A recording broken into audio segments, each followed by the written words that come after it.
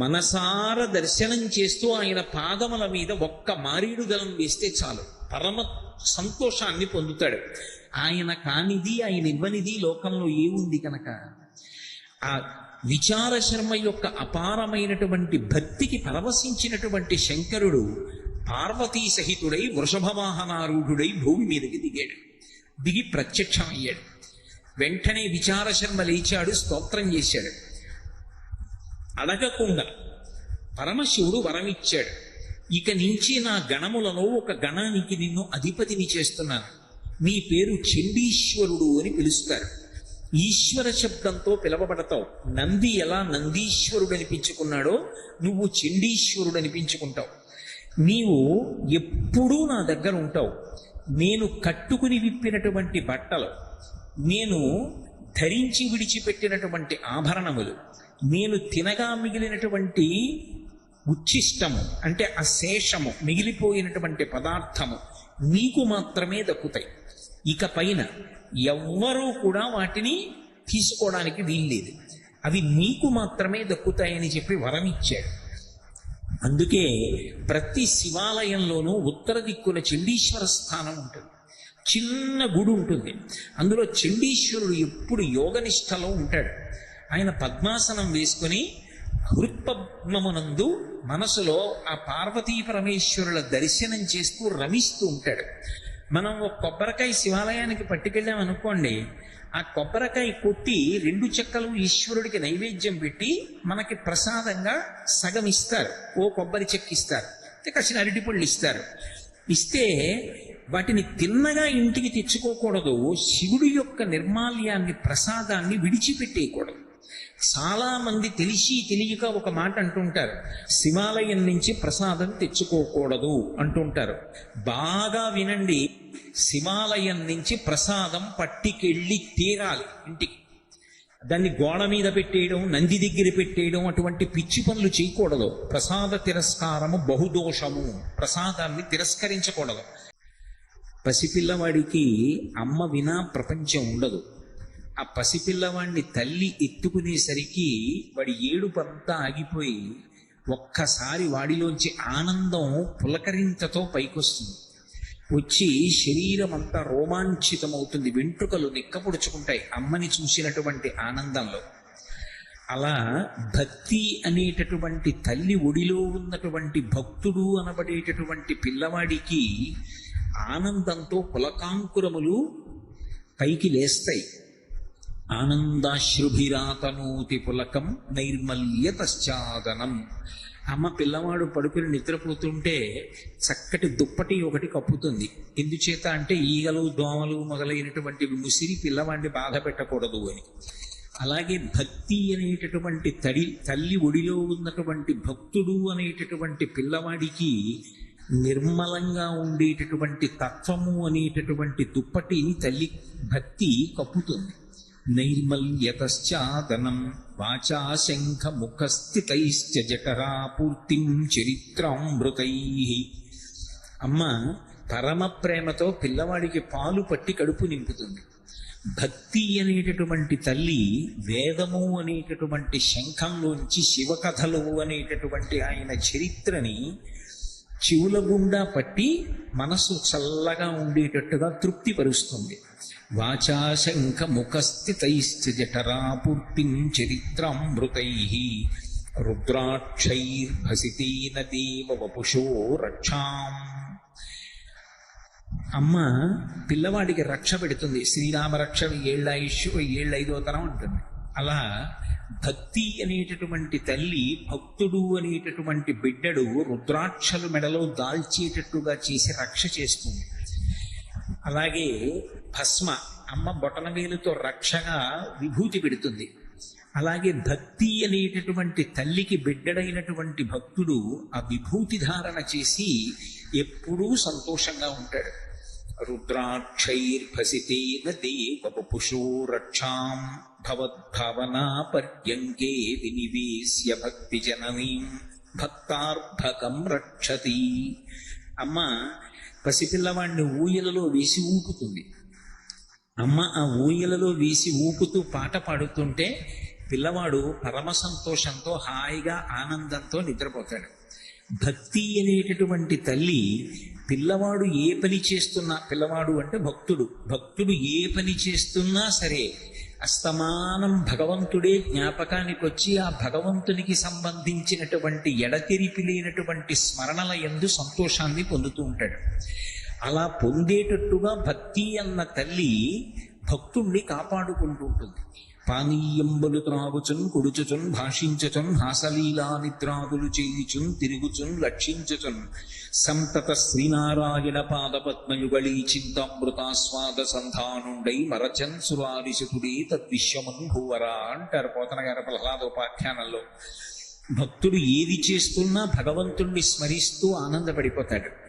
అలా ఎవరి హృదయము ఎప్పుడూ భగవంతుణ్ణి అంటిపెట్టుకుని ఉంటుందో, ఏది చేస్తున్నా భగవంతుడు మనసుని విడిచిపెట్టకుండా స్మరణల రూపంలో లోపల తిరుగుతూ ఉంటాడో, అటువంటి చిత్తశుద్ధి కలిగినటువంటి భక్తుణ్ణి సర్వకాలముల యందు భగవంతుడు రక్షిస్తూ ఉంటాడు.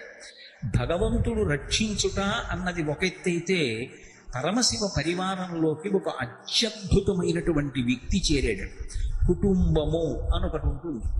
అందులోకి సభ్యత్వాన్ని పొందడం అంత తేలికైన విషయం ఏం కాదు.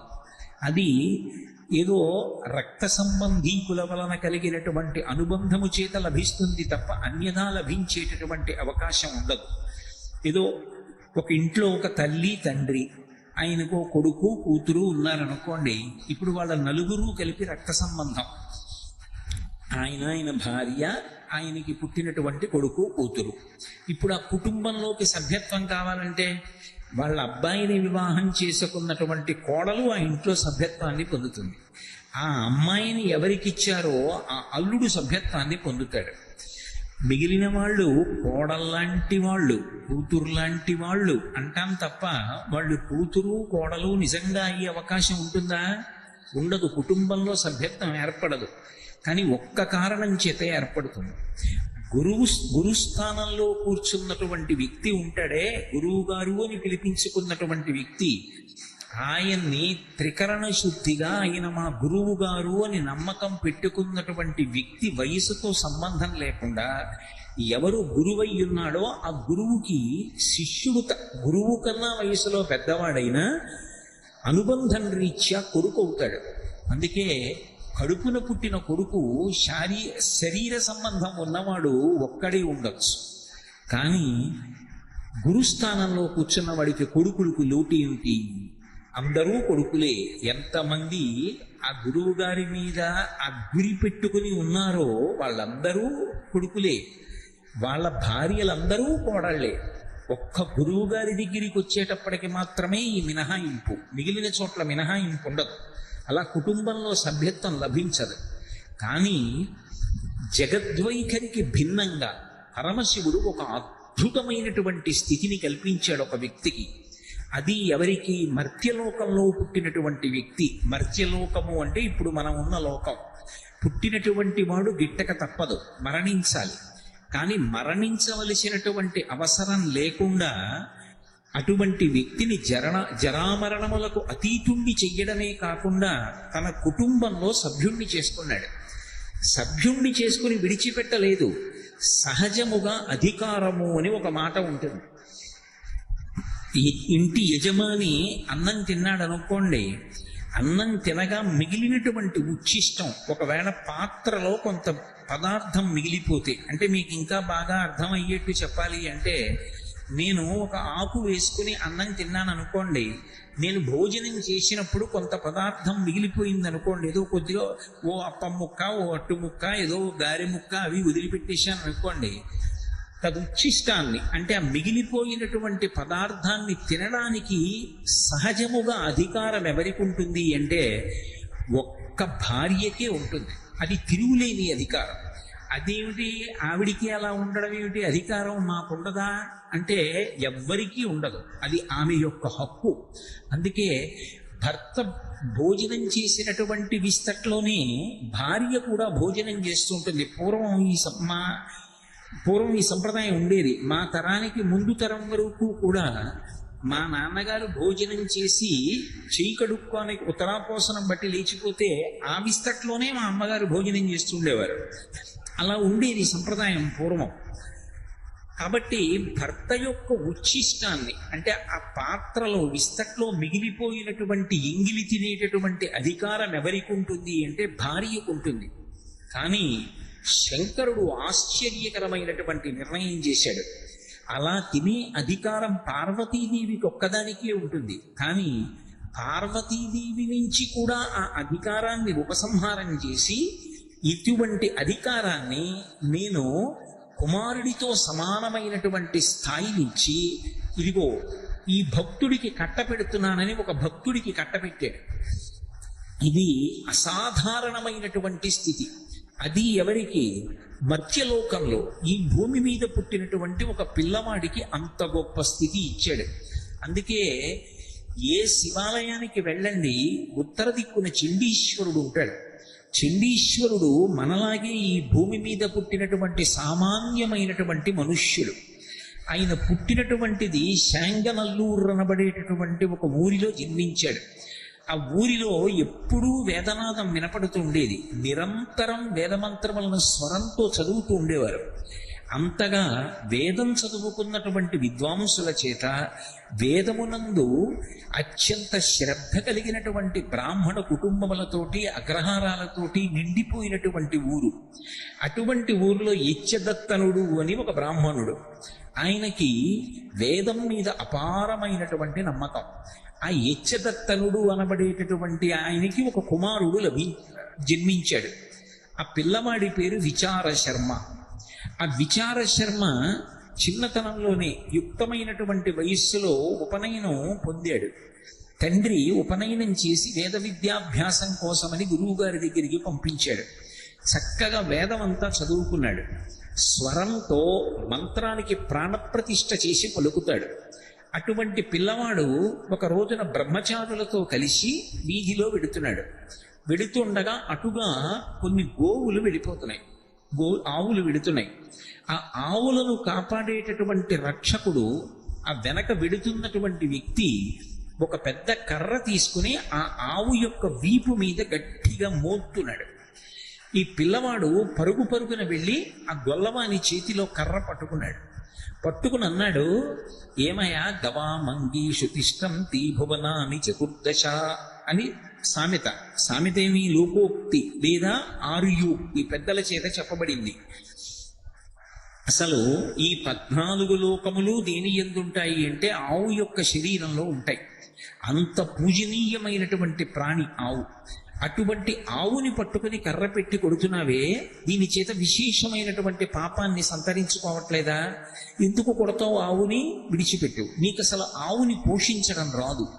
ఆవుని ఎంత పవిత్రంగా చూడాలో, ఆవుని ఎలా కాపాడాలో, ఆవుకి ఎలా మేత పెట్టాలో నీకు తెలియలేదు. కాబట్టి నువ్వు విడిచిపెట్టేసేయి. ఇవాళ నుంచి ఈ గోవులన్నిటినీ కూడా నేను పొలానికి తీసుకెళ్ళి కడుపు నిండా మేపి తీసుకొస్తానన్నాడు. అంతగా వేదం చదువుకున్నటువంటి ఆ పిల్లవాడు చేసినటువంటి అభ్యర్థనని తిరస్కరించలేక ఆ గొల్లవాడు ఆ ఆవుల మందని ఈ పిల్లవాడికి అప్పచెప్పాడు. పిల్లవాడు తండ్రి యొక్క అనుమతి తీసుకుని ప్రతిరోజు ఈ గోవులన్నింటినీ తీసుకెళ్లి పొలంలో మేపుతూ ఉండేవాడు. ఆవులు మేస్తూ ఉండేవి, ఈమెమో వేదమంత్రాలన్నింటినీ ఆమ్నాయం చేస్తూ ఉండేవాడు. ఆ ఆవులు ఎంతో ప్రీతి చెందేవి. ఆ వేదంలో చెప్పబడినటువంటి మంత్రభాగాన్ని విని ఆనందించినటువంటి ఆ గోవుల యొక్క సమూహం ప్రతిరోజు కూడా ఒక వరుస క్రమంలో ఆవులన్నీ విచార శర్మ దగ్గరికి వచ్చి పాలు విడిచిపెడుతుంది.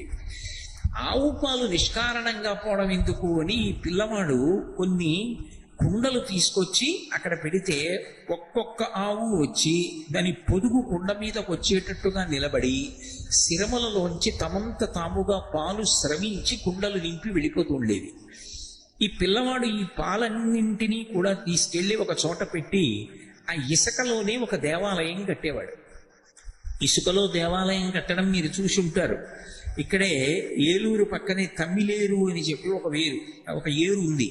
చిన్నప్పుడు మేమందరం ఆ ఏట్లో ఆడుకున్న వాళ్ళమే. పాదం అందులో పెట్టి దాని మీద తడి ఇసుక వేసి గట్టిగా నొక్కితే అది ఏదో ఒక ఇల్లు కట్టినట్టుగా ఏర్పడుతుంది. ఒడుపుగా ఎక్కువ కదపకుండా మెల్లిగా పాదాన్ని వెనక్కి లాగేస్తే చిన్న గుహలా ఏర్పడుతుంది. అందులో మెల్లిగా దానికి అటు ఇటు అంటుకున్న ముద్దల్లాంటి ఇసుక తీసేసి ఒడుపుగా చెయ్యి పెట్టి ఆ చేతితో ఆ ఇసుకంతా కొంచెం లాగేసి కొద్దిగా తడి ఇసుక తీసి మధ్యలో చిన్న వేదికలా నిర్మాణం చేసి మందార పువ్వులు ఉంటాయి. ఆ మందార పువ్వు రేఖలు విప్పేస్తే మధ్యలో దాని దుడ్డు ఉంటుంది. ఆ దుడ్డు లోపల తెల్లగా శివలింగాకృతిలో ఒక చిన్న పలుకు ఉంటుంది. ఆ పలుకు తీసి జిగురుగా ఉంటుంది. ఆ వేదిక మీద ఆ శివలింగాకృతిలో ఉండేటటువంటి పలుకు ఉంచి దానికి చుట్టూ తడి ఇసుకతోటి గోడలు కట్టి ఓ చీపురు పుల్ల పెట్టి దానికి ఓ కాగితం పెట్టి ధ్వజస్తంభం అని చెప్పి చిన్నప్పుడు ఆడుకుంటూ ఉండేవాళ్ళం. ఇదే తమ్మిలేట్లో ఆడుకునేవాళ్ళం. నాతో ఆడుకున్న స్నేహితులు కూడా ఉన్నారు ఈ సభలో. కాబట్టి అది పెద్ద విశేషం కాదు. ఏటి ఒడ్డున ఉన్నవాళ్ళు, నదీ తీరంలో ఉన్నవాళ్ళు, సముద్రపు ఒడ్డున ఆడుకునేవాళ్ళు ఇటువంటివి చేస్తూ ఉంటారు. విచార శర్మ ప్రతిరోజు అలా ఒక దేవాలయాన్ని నిర్మాణం చేసేవాడు. అక్కడ కుండలు పెడితే ఆవులు తీసుకొచ్చి పాలు విడిచిపెట్టేవి. సైకత లింగం చేసేవాడు. ఇసుకతో శివలింగాన్ని చేసి మైమరచిపోయి పరమానందంతో, నేను ఉపన్యాసం ప్రారంభించినప్పుడు శంకర భగవత్పాదుల యొక్క శ్లోకాన్ని ఉటంకించానే, ఆనందాశ్రుభిరాతనూతి పులకం నైర్మల్యతశ్చాదనం వాచా శంఖముఖస్థితైశ్చ జఠరాపూర్తిం చరిత్రామృతైః రుద్రాక్షైర్భసితేన దేవవపుషో రక్షాం భవద్భావనా పర్కింకీ విధినిస్య భక్తి జననీం భక్తార్భకం రక్షతి.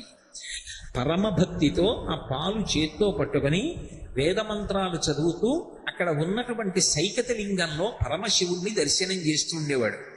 ఈ పాలు సన్నటి ధార పోస్తూ నమస్తే అస్తు భగవన్ విశ్వేశ్వరాయ మహాదేవాయ త్రయంబకాయ త్రిపురాంతకాయ త్రికాగ్నికాలాయ కాలాగ్నిరుద్రాయ నీలకంఠాయ మృత్యుంజయాయ సర్వేశ్వరాయ సదాశివాయ శ్రీమన్మహాదేవాయ నమః అంటూ పోస్తూ పరవశించిపోతుండేవాడు.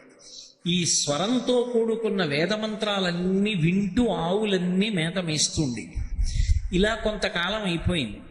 ఎవరో అసలు దానిలో ఉన్నటువంటి వైభవాన్ని తెలుసుకోలేని నా వంటి అమాయకుడు ఒకడు ఆ దారిని వెళ్ళిపోతున్నాడు. వెళ్ళిపోతూ చూశాడు, అయ్యయ్యో ఈ పిల్లవాడు ఆవుల పాలన్నీ పితికి తీసుకొచ్చి కుండల్లో పెడుతున్నాడు, వీటిని మట్టిలో పోసేస్తున్నాడు. ఇలా పాలు పితకకుండా ఉంటే తమంత తాముగా ఆవులు విడిచిపెట్టాయని ఆ అమాయకుడు అనుకోలేదు. ఈ పిల్లవాడు పితికి తెచ్చాడు అనుకున్నాడు.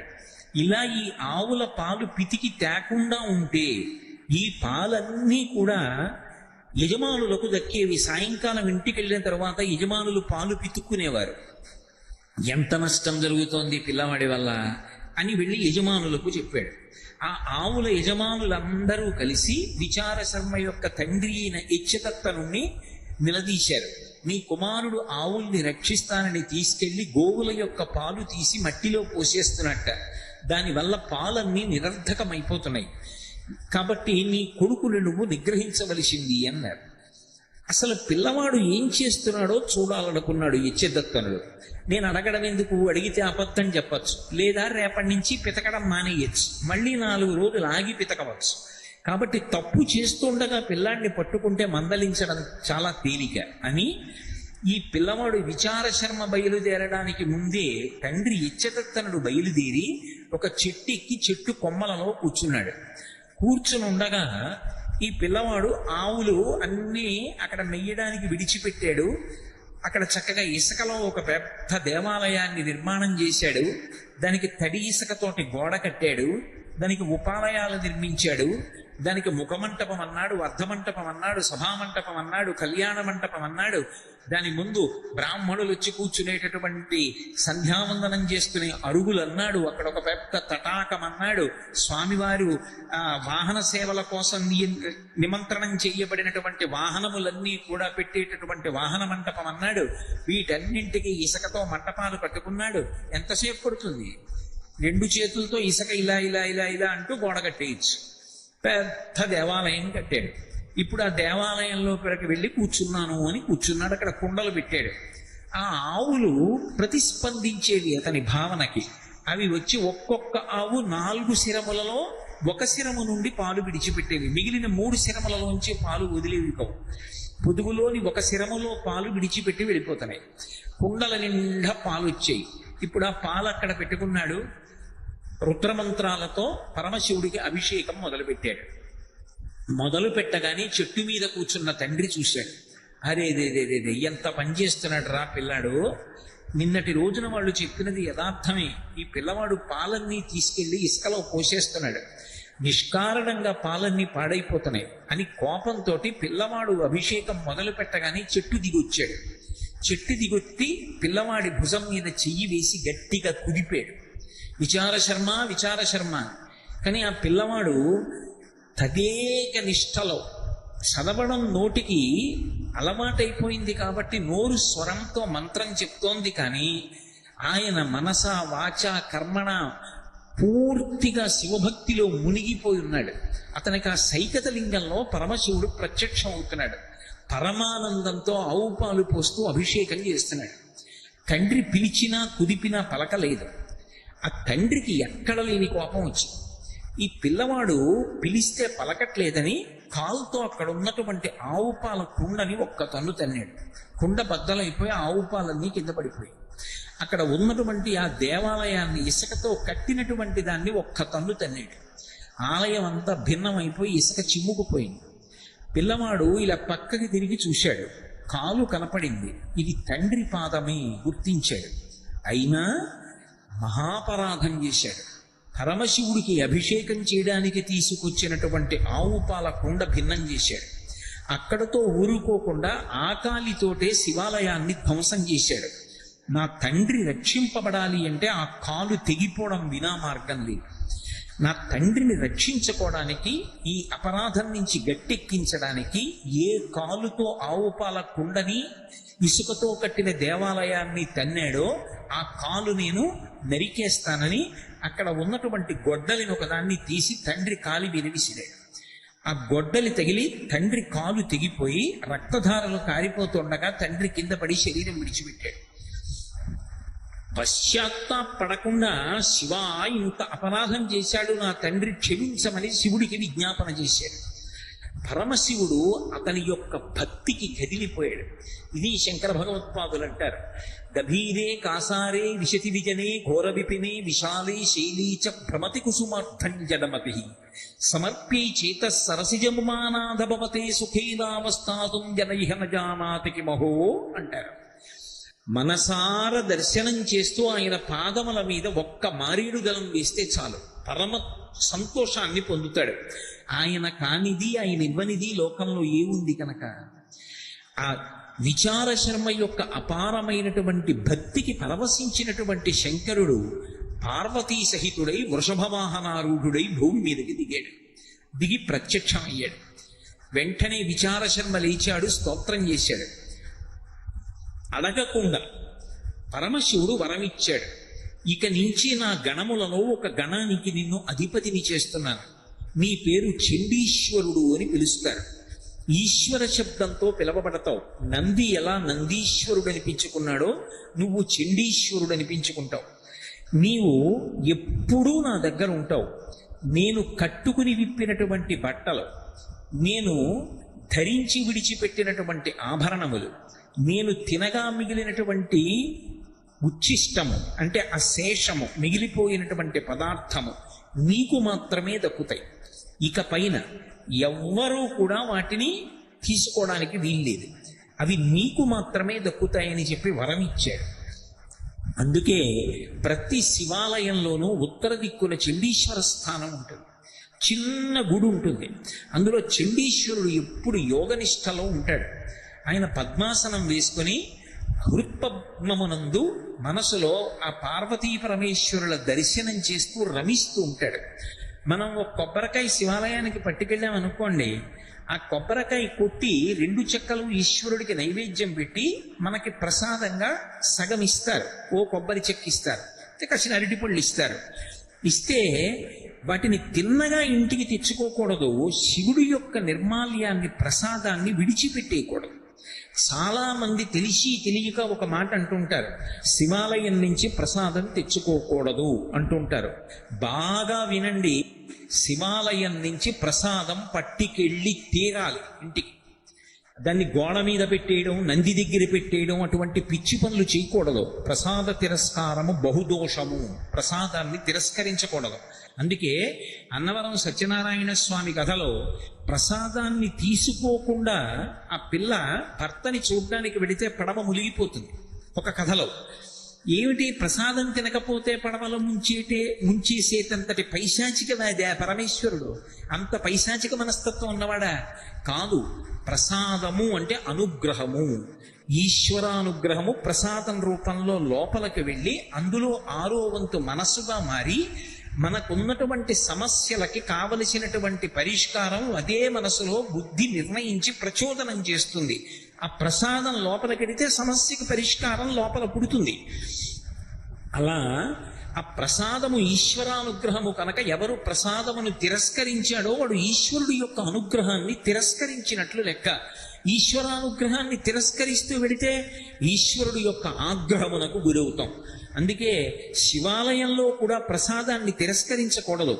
కానీ శివాలయంలో ప్రసాదం ఇచ్చినప్పుడు అది ఒక మారేడు దళమో ఒక పువ్వు అనుకోండి, అది పట్టుకుని చండీశ్వర స్థానం దగ్గరికి వెళ్ళాలి. వెళ్ళి ఆయన దగ్గరికి వెళ్ళి కొంతమంది చప్పట్లు కొడుతూ ఉంటారు. ఎందుకండి కొట్టారు అన్నారు అనుకోండి, ఆయనకి చెవుడండి అందుకని అలా కొడితే తప్ప ఆయన వినడంటారు. చాలా పొరపాటు. ఆయనకి చెవుడు మూగ అటువంటివి ఏం లేవు. ఆయన మహానుభావుడు, యోగనిష్టలో ఉంటాడు. ఎప్పుడు హృత్పద్మమునందు పార్వతీ పరమేశ్వరుల దర్శనం చేస్తూ కన్నులు మూసుకుని ఉంటాడు. ఆయన దగ్గరికి వెళ్ళి చిటిక వెయ్యాలి. అందుకే చిటికల చండీశ్వరుడు అంటారు. ఇలా చిటిక వేశాననుకోండి ఆయన కళ్ళు విప్పుతాడు. ఇలా ఎందుకు రానా తపస్సు భగ్నం చేశావు, ఎందుకు చిటిక వేశావు అని ఇలా కళ్ళు విప్పుతాడు. వెంటనే మనకిచ్చిన ప్రసాదం ఆయనకి చూపించి, స్వామి శంకరుడు తినగా మిగిలిన ప్రసాదాన్ని నేను ఇంటికి పట్టుకెడుతున్నాను అనుగ్రహంగా, కానీ అది మీకు దక్కాలి అని చెప్పి శివుడి యొక్క శాసనం, మీరు అనుగ్రహించండి, దీన్ని ఇంటికి పట్టుకెడతానని ఇలా ఆయనకి చూపించాలి. చూపిస్తే ఆయన చూసి శుభం భూయా పట్టుకెళ్ళంటాడు. అప్పుడు ఆ ప్రసాదాన్ని ఇంటికి తెచ్చుకోవాలి.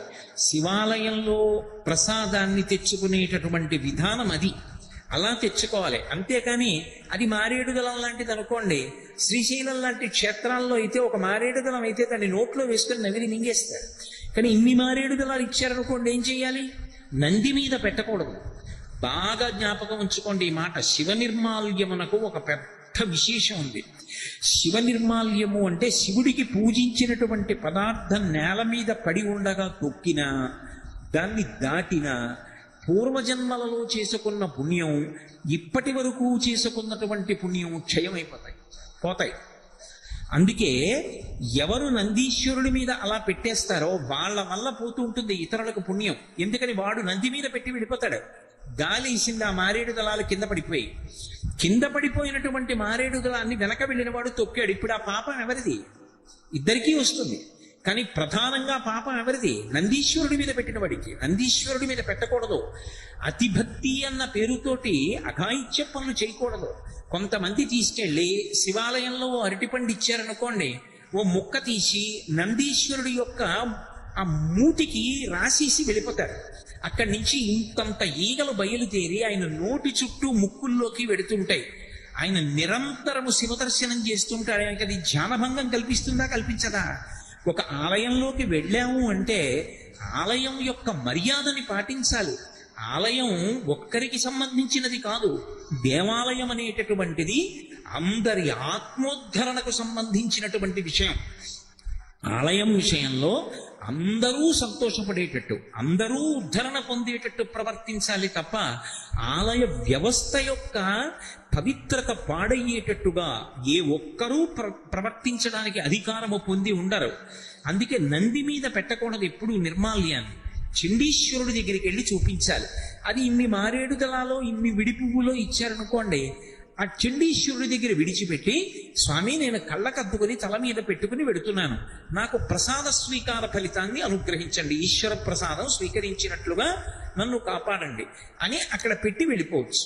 అదో కొబ్బరి చెక్కో అరటిపండు అనుకోండి, చక్కగా ఇంటికి పట్టుకెళ్ళి అందరూ సేవించవచ్చు తప్ప శివాలయంలో ప్రసాదం ఇంటికి తీసుకెళ్ళకూడదు అనేటటువంటి మాట ఎక్కడా లేదు.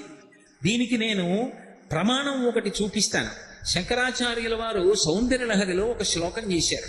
అందులో ఒక నాటకీయ సన్నివేశాన్ని చూపిస్తూ చండీశ్వరుని యొక్క వైభవాన్ని వర్ణించారు. అందులో రణీజిత్వా దైత్యానపహృత శిరస్త్రైః కవచిభిః నివృత్యై చండాంశస్త్రిపురహర నిర్మాల్య విముఖైః విశాఖేంద్రోపేంద్రో అని ఆ శ్లోకం చేస్తూ ఆయన అంటారు, విలీయంతే మా తత్తవవదన తాంబూల కబళాః అంటారు. ఒకానొకప్పుడు రాక్షసుల మీదకి యుద్ధానికి వెళ్ళారు దేవతలందరూ. దేవతలకి నాయకత్వం ఎవరు వహిస్తారు అంటే దేవతా సైన్యమునకు నాయకుడు సర్వసైన్యాధిపతి సుబ్రహ్మణ్యేశ్వర స్వామి వారు. అందుకని సుబ్రహ్మణ్యుడిది నాయకత్వం. ఆయన నాయకత్వంలో వెళ్ళినప్పుడు రాక్షసుల్ని చంపడానికి ఆయన ఉపయోగించేటటువంటి ఆయుధం శూలం. ఆ శూలంకి పేరు శక్తి. అందుకే ఇప్పటికీ ద్రవిడ దేశంలో శక్తివేల్ అని పేరు పెట్టుకుంటారు. వేల్ అంటే ఆయుధం, వేలాయుధన్ అని వాళ్ళు పేరు కూడా పెట్టుకుంటారు. ఆ సుబ్రహ్మణ్యుడి చేతిలో ఉన్నటువంటి శూలమే పేరుగా ఉంటారు వాళ్ళు. అటువంటి ఆయుధం అమ్మవారి యొక్క స్వరూపం అది. ఇప్పుడు ఈ ఆయుధాన్ని పట్టుకుని సుబ్రహ్మణ్యేశ్వర స్వామి వారు రాక్షసులందరినీ సంహరించి దేవతలకి జయాన్ని సాధించారు. దేవతలకి ఉపద్రవం వస్తే దేవతలకు అందరికీ కూడా పరిపాలకుడు ఇంద్రుడు. ఇంద్రుడికి తమ్ముడు ఉపేంద్రుడు. ఉపేంద్రుడు అంటే వామనమూర్తి. వామనమూర్తిగా వచ్చిన వారు శ్రీ మహావిష్ణువు. వీళ్ళు ముగ్గురు ఎప్పుడూ కూడా దేవతా సైన్యాల్ని రక్షించి రాక్షసుల్ని పరిమారుస్తుంటారు. అందుకే విశాఖేంద్రోపేంద్రో శిశి విశిత కర్పూర శకలాహ అన్నారు. వీళ్ళు ముగ్గురు రాక్షసుల మీదకి యుద్ధానికి వెళ్ళారు. యుద్ధానికి వెళ్ళి యుద్ధంలో గెలిచారు. పరిగెత్తుకుంటూ వచ్చారు. ఎవరికి చెప్పాలి ఈ వార్త? తల్లిదండ్రులు ఇద్దరు పార్వతీ పరమేశ్వరులు పరిగెత్తుకుంటూ ఇంటికి వచ్చారు. ఆ వచ్చి తొందరగా వెళ్ళి చెప్పాలి. ఆ గెలవడానికి కావలసిన శక్తి అంతా ఎక్కడి నుంచి వచ్చింది? ఆదిశక్తి అమ్మవారు. అమ్మవారి నుంచి వచ్చింది. అమ్మవారి దగ్గరికి పరిగెత్తుకెళ్ళి చెప్పాలి, అమ్మ అమ్మ నీ అనుగ్రహంతో గెలిచాను రాక్షసుల్ని అని చెప్పాలి. అమ్మ దగ్గరికి పరిగెత్తుకెళ్ళాలంటే రణీజిత్వా దైత్యానపహృత శిరస్త్రైః కవచిభిః. వాళ్ళు శిరస్త్రాణాలు పెట్టుకున్నారు. శిరస్త్రాణాలంటే మీకు తేలిగ్గా అర్థం అవ్వాలంటే హెల్మెట్లు అనుకోండి. యుద్ధంలో వాడేటటువంటి శిరస్త్రాణం, శిరస్సును రక్షించుకోవడానికి పెట్టుకుంటారు, లోహంతో తయారు చేసినవి. అవి తీసి పక్కన పెట్టేశారు. కానీ కవచం విప్పుకోవాలంటే చాలా సమయం పడుతుంది. ఎందుకంటే అది చాలా గట్టి లోహంతో చేస్తారు. అదేమి మామూలు బట్టతో చేసింది కాదు. లోహంతో చేసి ఇనుము, ఉక్కు మొదలైన వాటితో చేసిన గుండీలు ఉంటాయి. వాటిని ఎంతో జాగ్రత్తగా అందులోకి పొదివి మిలితిప్పుతారు. అది విప్పుకోవాలి అంటే సహాయకుడి యొక్క పర్యవేక్షణలో ఒక సహాయకుడు సహాయం చేస్తుండగా జాగ్రత్తగా ఆ ఇనుము, ఉక్కుతో చేయబడినటువంటి గుండీలు విప్పి తిప్పుకుని పరమ బరువుగా ఉంటుంది. దాన్ని విప్పి ఒక చోట పెట్టాలి. అంతసేపు ఆగుదామంటే కుదరదు. ఎందుకని? గబగబా పరిగెత్తుకెళ్ళి అమ్మవారికి చెప్పాలమ్మా మేము విజయం సాధించామని. అందుకోసమని వీళ్ళు ముగ్గురు ఏం చేశారంటే అమ్మవారి దగ్గరికి వెళ్ళాలనేటటువంటి త్వరలో ఆ తల మీద పెట్టుకున్నటువంటి కవచాన్ని తీసి పక్కన పెట్టారు. కానీ ఆ తల మీద పెట్టుకున్న శిరస్త్రాణం పక్కన పెట్టారు. కవచం మాత్రం విప్పుకోలేదు. విప్పుకుంటే ఆలస్యం అయిపోతుంది. గబగబా అమ్మ దగ్గరికి పరిగెడుతున్నారు. అమ్మ ఏం చేస్తోంది? తాంబూల చర్మణం చేస్తోంది. ఆవిడ తాంబూలం వేసుకొని నవ్వులుతోంది. అది పతివ్రతా లక్షణం. ఎవరైనా సరే భర్త గారు పొద్దున్న పూజ చేసినప్పుడు భగవంతునికి సమర్పించినటువంటి తాంబూలాన్ని ప్రతి సువాసిని కూడా, అంటే పసుపు కుంకాలు ఉన్నటువంటి ఆడవాళ్ళు మధ్యాహ్నం వేళ ఆ తాంబూలాన్ని నవలాలి. ఆ తాంబూలాన్ని నవలడం అనేటటువంటి హక్కు ఎవరిది అంటే ఒక్క సువాసినికే ఉందా అధికారం. అందుకే అమ్మవారికి చేసేటటువంటి ఉపచారాలన్నిటిలోకి చాలా గొప్ప ఉపచారం తాంబూల సమర్పణ. అసలు తాంబూలం అమ్మవారు వేసుకున్నటువంటి ఆ నోటిని దర్శనం చేస్తే వచ్చేటటువంటి ఫలితాలు నేను చెప్పలేను అని పరోక్షంగా చెప్పారు శంకరాచార్య వారు. ఆ నోటి వంక చూస్తే అంత ఫలితం. అటువంటి తల్లి, అది సువాసిని అధికారం. ఆమె నిత్యాయ త్రిగుణాత్మనే పురజితే కాత్యాయని శ్రేయసే సత్యాయాద్య కుటుంబిని మునిమన ప్రత్యక్ష చిన్మూర్తయే అంటారు శంకరులు. ఆది కుటుంబం, లోకమునంతటినీ కన్న తల్లి, ఆ బ్రహ్మకీట జనని. అందుకని ఆ తల్లి తాంబూలం వేసుకుని ఉంది. అందులో పచ్చకర్పూరపు చిన్న చిన్న కళికలు ఆమె నాలుక మీద ఉన్నాయి. ఈ ముగ్గురు పిల్లలు పరిగెత్తుకుంటూ లోపలికి వెడుతున్నప్పుడు అక్కడ భోజనం చేసినటువంటి విస్తరాకు ఒకటి కనపడింది. అరిటి ఆకు అనుకోండి, ఒక ఆకులో వడ్డించకూడదు, ఒక ఆకులో వడ్డించడం దోషం, 2 ఆకులు వేసి వడ్డించాలి. అందుకే మీరు ఎప్పుడైనా చూశారో లేదో, సంప్రదాయం తెలుసున్నటువంటి వాళ్ళ ఇంటికి వెడితే ఆకు వేసి, ఒకవేళ కింద ఆకు వేయకపోతే ఆకు చివరి భాగం తుంచి ఆకు కింద వేస్తారు. 2 ఆకులు వేయకుండా భోజనం పెట్టకూడదు. అందుకని వాళ్ళు అలా వెళ్ళిపోతున్నప్పుడు పరమేశ్వరుడు భోజనం చేసినటువంటి ఆకు కనపడింది, లేదా ఆకులు కనపడ్డాయి అనుకోండి. వాళ్ళు ఇలా చూశారు. ఆయన ఏదో కొన్ని పదార్థాలు తిన్నాడు, కొన్ని పదార్థాలు వదిలేశాడు. అవి ఎవరు వండినవి? సాక్షాత్ జగదంబ అన్నపూర్ణ వండినటువంటి పదార్థాలు భర్త కోసం. ఆ పదార్థముల యొక్క ఉచ్ఛిష్టం, శేషం ఉంది. అవి మంచి సువాసనలు గుబాళిస్తూ ఉంటాయి. వీళ్ళు యుద్ధం చేసి వస్తున్నారు, ఎంత ఆకలి మీద ఉంటారు, అందులో పిల్లలు. ఇప్పుడు ఈ ముగ్గురు ఆకలితో అటు చూసి, నాన్నగారు తినగా మిగిలిన పదార్థం కాబట్టి మనం తినచ్చు అని వెళ్ళలేదు. ఎందుకు వెళ్ళలేదు అంటే, నివృత్యై చండాంశస్త్రిపురహర నిర్మాల్య విముఖై, త్రిపురాసుర సంహారం చేసినటువంటి మహానుభావుడైనటువంటి శంకరుడు తన భార్య తన బిడ్డలు తినడానికి సహజంగా అధికారం ఉంటే కాదు అని చండీశ్వరుడికి ఇచ్చాడు అధికారం. నేను తినగా మిగిలిన పదార్థాన్ని ఓ చండీశ్వరుడా నువ్వు తినవచ్చు అని అధికారం ఇచ్చాడు, ఇంకెవరికి అధికారం లేదని. అందుకని ఒకవేళ ఇలా చూసి అబ్బా ఎంత బాగున్నాయో అన్నారనుకోండి, మనసుతో తిన్నట్టు. అందుకని వాళ్ళు అసలు దాని వంక చూడకుండా ఇలా తల తిప్పేసుకున్నారట. నివృత్యై చండాంశస్త్రిపురహర నిర్మాల్య విముఖై విశాఖేంద్రోపేంద్రో శిశి విశిద కర్పూరశకలా విలీయంతే మాతస్తవ వదన తాంబూల కబళా. వాళ్ళు పరుగు పరుగున వెళ్ళి పార్వతీదేవి ఒక ఆసనం మీద కూర్చుని తాంబూల చర్మణం చేస్తూ ఉంటే పక్కకి వెళ్ళి కూర్చుని అమ్మవారి ముఖం వంక, అమ్మవారి యొక్క నోరు వంక, తాంబూలపు ఎర్రటి రంగు వంక, ఆ తాంబూలంలో ఉన్నటువంటి ఆ తెల్లటి కర్పూర కలికల వంక ఆశ్చర్యంగా ఇలా చూస్తూ ఉండిపోయారట. సరే, ఇప్పుడు నేను సౌందర్యలహరి చెప్పట్లేదు కాబట్టి ఆ శ్లోకం యొక్క వైభవం ఏమిటి అన్నదాన్ని స్పృశించను. కానీ ఒక్క విషయం చెప్తాను. శంకరాచార్యుల వారు కూడా చండీశ్వరుడికి తప్ప పరమశివుడి యొక్క నిర్మాల్యాన్ని తీసుకునేటటువంటి అధికారం వేరొకరికి లేదు అని నిర్ధారించడానికే నివృత్యై చండాంశస్త్రిపురహర నిర్మాల్య విముఖై అన్నారు. అందుకే అవి చండీశ్వరుడికి చెందుతాయి కనుక మనం ఎప్పుడైనా శివాలయానికి వెడితే, మళ్ళీ మళ్ళీ చెప్తున్నాను ఈ మాట, ఓ కొబ్బరి చెక్క కానీ అరటిపండు కానీ ఏదైనా ప్రసాదం ఇస్తే శివాలయంలో ప్రసాదం ఇంటికి తీసుకెళ్ళకూడదనేటటువంటి ధూర్త పాండిత్యంతో కూడుకున్న మాటలు చెప్పకూడదు. అది చండీశ్వరుడి దగ్గరికి తీసుకెళ్లి చిటిక వేసి ఆయనకి చూపించి ఆయన అనుగ్రహంతో, ఆయన అనుమతితో వాటిని ఇంటికి తెచ్చుకోవాలి. తెచ్చుకుని తత్ప్రసాదాన్ని కుటుంబం అందరూ కూడా స్వీకరించాలి. కాబట్టి చండీశ్వరుడికి అంత గొప్ప అధికారం ఇచ్చాడు. అందుకే ఎక్కడ శివాలయం ఉన్నా సరే శివాలయంలో ఉత్తర దిక్కున చండీశ్వరుడు ఉంటాడు. నిర్మాల్యం అంతా కూడా ఉత్తర దిక్కుకు విసర్జించాలి, ఎందుకంటే చండీశ్వరుడి వైపుకు వెళ్ళిపోవాలి. అందుకే మీరు ఎప్పుడైనా శివాలయానికి వెడితే పానవట్టం ఎటువైపుకుందో అదే ఉత్తర దిక్కు అని గుర్తు. మహానుభావుడు దూర్జటి శ్రీకాళహస్తి మాహాత్మ్యం చేస్తూ ఒక మాట అంటాడు. ఉదయగ్రావము పానవట్టము అభిషేకో తత్ప్రమాహంబు వార్ధి ధరీధ్వాంతము ధూపధూమము జలదీప ప్రభారాశి కౌముది తారానిబహంబులద్భుత సుమంబులుగా తమోదూత సఖ్యతమై సీత గభస్తి బింబ శివలింగం ఒప్పె ప్రాచీదిశం అంటాడు. దేవతలు చేసినటువంటి అభిషేక జలాలన్నీ ఉత్తర దిక్కున సముద్రంగా పడిపోయాయి అంటాడు. శివ నిర్మాల్యం అంతా కూడా ఉత్తర దిక్కుకు విసర్జిస్తారు. పూజ మొదలు పెట్టగానే ఉత్తర దిక్కుగా నిర్మాల్యం తీస్తారు. కారణం ఏమిటంటే అది చండీశ్వరుడికి దక్కాలి అని.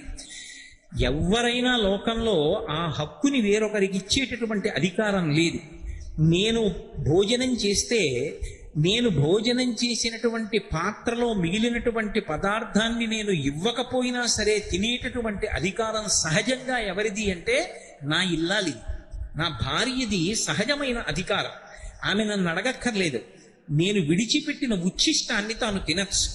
కానీ ఒక్క శంకరుడు మాత్రం లోకములకన్నింటికీ అధినాయకుడైనప్పటికీ మాతాచ పార్వతీదేవి పితాదేవో మహేశ్వర అని లోకములకంతటికీ తండ్రి అయినప్పటికీ పార్వతీదేవికి సహజంగా ఉండవలసినటువంటి అధికారాన్ని కాదని తను తినగా మిగిలినటువంటి పదార్థాన్ని తినేటటువంటి అధికారాన్ని చండీశ్వరుడికి కట్టబెట్టి చండీశ్వరుణ్ణి తన కుటుంబంలో ఒక సభ్యుడిగా చేసుకున్నాడు. అంటే పరమశివుని యొక్క అనుగ్రహము, ఆయన ఔదార్యము ఎంత స్థాయిలో ఉంటుందో ఎవరు ఊహించలేరు. అందుకే శివుడికి ఒక నామం ఉంది, పటవే నమః అని. అంటే దానికి అర్థం ఏమిటంటే ఆయన ఏమి ఇవ్వగలడు అంటే ఆయన ఇది ఇవ్వగలడు అని చెప్పడం ఎవ్వరూ కూడా చెప్పలేనటువంటి స్థితి. ఆయన ఏదైనా ఇవ్వగలడు. ఒకానొకప్పుడు ఉపమన్యువుకి పాలసముద్రాన్ని సృష్టించి ఇచ్చాడు. మన్మధుణ్ణి 3వ కంటి మంటతో సంహారం చేశాడు. యమధర్మరాజు గారిని ఎడమకాలితో తన్ని పడగొట్టాడు. త్రిపురాసురుల్ని ఒక్క బాణంతో పడగొట్టాడు. గజాసురుణ్ణి త్రిశూలం మీద పెట్టి సంహారం చేశాడు. అనుగ్రహించి ఆ ఏనుగు యొక్క తోలు ఒలిచి కట్టుకున్నాడు. ఒకానొకప్పుడు వ్యాఘ్రాన్ని మునులు ప్రయోగిస్తే అవలీలగా ఎత్తి పైకెత్తి పట్టుకున్నాడు. ఆయన చెయ్యలేనటువంటి కృత్యములు లేవు. అతిమానుషిత అద్భుతమైనటువంటి చేష్టితములు. అందుకే శంకరుడి దగ్గరికి వెళ్ళి మనకేం కావాలి అన్నది అసలు మనం అడగక్కర్లేదు. ఒక్క నమస్కారం చేస్తే చాలు. శివుని శిరమున కాసిన్ని నీళ్లు చల్లి పత్తిరి సుమంత నెవ్వాడు పారవయిచు కామధేనువు వానింటి గాడి పశువు అల్ల సురశాఖ వానింటి మల్లె చెట్టు. ఇలా అభిషేకం చెయ్యక్కర్లేదుట. పట్టికెళ్ళి ఇలా నీళ్లు ఇలా చిమ్మాడు ఆయన మీద. ఓ మారేడు దళం పట్టుకెళ్ళి ఇలా విసిరి పారేశాడు. పరమ సంతోషపడిపోయి కామధేనువుని తీసుకొచ్చి వాడింట్లో ఆవుగా కట్టేసి కల్పవృక్షాన్ని తీసుకొచ్చి వాడింట్లో మల్లె చెట్టుగా పాతి పెడతాట. అంతటి అనుగ్రహప్రదాత, అంతటి దయాళు. కాబట్టే శంకరుడి పరివారంలోకి చేరడం కాదు, శంకరుడి యొక్క కుటుంబంలో సభ్యత్వాన్ని పొందగలిగాడు చండీశ్వరుడు. ఎవరు? మనలాగే పుట్టినటువంటి ఒక మర్త్యుడు, సామాన్యమైనటువంటి మానవుడు తదేక దృష్టితో పరమభక్తితో సైకతలింగానికి అభిషేకం చేసినటువంటి కారణం చేత శివాపరాధాన్ని క్షమించలేనటువంటి కరడు కట్టిన భక్తితో నిలబడినటువంటి కారణం చేత శివానుగ్రహాన్ని పొంది అంత స్థానాన్ని పొందాడు. అంటే శివ పరివారం గురించి తెలుసుకోవడం ఎందుకు అంటే 2 కారణముల చేత తెలుసుకుంటారు. ఒకటి, మనం చేసేటటువంటి దోషములుంటే దిద్దుకోవడానికి. ఒక శివాలయానికి వెళ్ళినప్పుడు ప్రసాదాన్ని ఎలా తీసుకోవాలి అన్నది ఎలా తెలుస్తుంది? చండీశ్వరుడి గాథ తెలుసుకుంటే తెలుస్తుంది. 2, శంకరుడు ఎంత ఉదార హృదయుడు, శంకరుడు దేన్నైనా ఎంత అవలీలగా ఇచ్చేస్తాడు. ఇది ఇవ్వడమా ఇది ఇవ్వకపోవడమా అనేటటువంటి అరమరిక లేనివాడు అన్న సత్యం ఆయన యొక్క పరివారానికి సంబంధించినటువంటి విశేషాన్ని తెలుసుకున్నప్పుడు అర్థమవుతుంది. అంతటి మహానుభావుడు. అందుకే ప్రతి శివాలయంలో కూడా ఉత్తర దిక్కున చండీశ్వరుడు ఉంటాడు. చక్కగా ఆ చండీశ్వరుడికి నమస్కరించి చిటిక వేసి ఆయనకి ప్రసాదాన్ని చూపించి ఇంటికి పట్టుకెళ్ళి దాన్ని కుటుంబం అంతా స్వీకరించి పరమశివుని యొక్క పరిపూర్ణమైనటువంటి అనుగ్రహానికి పాత్రులు కావాలి. అలాగే శంకరుడి దగ్గర ద్వారపాలకులు ఉంటారు 2. వాళ్ళని నంది మహాకాళుడు అని పిలుస్తారు. నంది మహాకాళ. నంది అని నేను అన్నప్పుడు నిన్నటి రోజున మీతో నేను మనవి చేశానే నందీశ్వరుడు. ఆ నందీశ్వరుడు కాదు, పరమశివుని యొక్క ద్వారపాలకులైనటువంటి నంది మహాకాళులు ఇద్దరు వేరు. ఈ నంది మహాకాళులది కలిపి ఒక్కటే గాథ. ఆ నంది ఒకప్పుడు అవంతిపురంలో ఉండేవాడు. ఆయన జన్మతః వైశ్యుడు, కానీ అపారమైనటువంటి శివభక్తి తత్పరుడు. చాలా గొప్ప ద్రవ్యాన్ని ఆర్జించాడు. ఎంత ద్రవ్యాన్ని ఆర్జించాడో అంత శివభక్తి కలిగిన వాడు కనుక ఒక శివలింగాన్ని ఊరికి బాగా దూరంగా చివరికి వచ్చేటట్టుగా నిర్మాణం చేసి ఆ శివాలయంలో శివలింగాన్ని ప్రతిష్ఠ చేసి ప్రతిరోజు రుద్ర నమకచమకాలతో శివుడికి అభిషేకం చేసి చక్కగా పురుష సూక్తంతో శ్రీ సూక్తంతో శివసహస్రనామంతో అర్చన చేసి మారేడు దళాలతోటి ఏ ఋతువులో దొరికేటటువంటి పువ్వులతోటి శివలింగాన్ని అర్చించి సరిపెట్టకుండా ఇంద్రనీలములు, గోమీధికములు, వజ్రములు, వైఢూర్యములు, మంచిముత్యములు, పగడములు, ఇటువంటివన్నీ తీసుకొచ్చి విడివిడిగా శివలింగానికి నామాలతో అర్చన చేసి ఆ మణులలోంచి వచ్చేటటువంటి కాంతులలో ప్రకాశిస్తున్నటువంటి శివమూర్తిని చూసి ఆ లింగాన్ని చూసి ఆనందంతో పరవశాన్ని పొందుతుండేవాడు. అలా ప్రతిరోజు వచ్చి మధ్యాహ్నం వరకు పూజ చేసి మహానైవేద్యం పెట్టి వెళ్ళిపోతుండేవాడు. ఒక రోజున ఈ నంది అంటే మళ్ళీ చెప్తున్నాను మీకు, వైశ్యశ్రేష్ఠుడు, ఆయన నందీశ్వరుడు కాడు. ఆ వైశ్యుడు ఆ శివాలయానికి వచ్చి శతరుద్రీయ మంత్రముల చేత శివలింగానికి అభిషేకం చేసి మణులు మొదలైన వాటితో కూడా అర్చన పూర్తి చేసి మహానైవేద్యం పెట్టి భజన చేసి అర్చకుడితో కలిసి తనకి సహాయం చేసిన పురోహితుడితో కలిసి ఇంటికి వెళ్ళిపోవడానికి బయలుదేరుతున్నాడు. ఎక్కడి నుంచి వచ్చాడో ఇంతలో ఒక కిరాతుడు అక్కడికి వచ్చాడు. ఆయన వేటాడి జీవిస్తూ ఉంటాడు. ఆయన పేరు మహాకాళుడు. ఆయన అక్కడికి వచ్చాడు. వచ్చి శివాలయంలోకి వచ్చాడు. వస్తువుని శివలింగం వంక చూశాడు. అబ్బా, ఎంత అద్భుతమైన శివలింగం రా అనుకున్నాడు. అక్కడ మణులు కనపడ్డాయి, వజ్రములు కనపడ్డాయి, వైఢూర్యములు కనపడ్డాయి, మంచిముత్యములు, గోమీధికములు ఇవన్నీ కనపడ్డాయి. కానీ ఆశ్చర్యం ఏమంటే ఆయన మనస్సు వాటి వేటి మీద నిలబడలేదు. ఆ శివలింగం వంక తేరిపారి చూశాడు. ఏదో జన్మజన్మాంతరమైనటువంటి అనుబంధం ఒక్కసారి మనసులో నిద్రలేచింది. శివా, నువ్వు నా తండ్రివి, నేను నీ బిడ్డని. ఇంతకాలం తండ్రి నిన్ను చూడ్డానికి రాలేదు, ఎక్కడెక్కడో తిరిగాను, ఇంతకాలానికి వచ్చాను, ఇక నిన్ను విడిచిపెట్టనన్నాడు. తిన్నగా పక్కనున్న తటాకంలోకి వెళ్ళి మునిగి స్నానం చేశాడు. బట్ట పిడుచుకున్నాడు, మళ్ళీ కట్టుకున్నాడు. గబగబా గుళ్ళోకి వచ్చాడు. వచ్చేటప్పుడు బోయి తిన్నడిలాగే ఆ నోట్లో కొన్ని నీళ్లు పట్టుకొచ్చి శివలింగం మీద ఉమిశాడు. ఏమైనా అందామంటే కిరాతుడు ఏ బాణం వేసి చంపేస్తాడో భయం. వైశ్యుడు, బ్రాహ్మణుడు నక్కి చూస్తున్నారు దేవాలయంలో ఒక చాటున. ఈ వచ్చినటువంటి మహాకాళుడు, ఈ కిరాతుడు ఆ శివలింగం మీద నీళ్లు ఉమిసి అభిషేకం చేశాడు. ఆ శివుడి దగ్గర కూర్చొని అపారమైనటువంటి భక్తితో శివ శివ శివ శివ శివ శివ శివ అని శివనామం చెప్తూ ఆయన మనస్సు అంతర్ముఖమైపోయింది.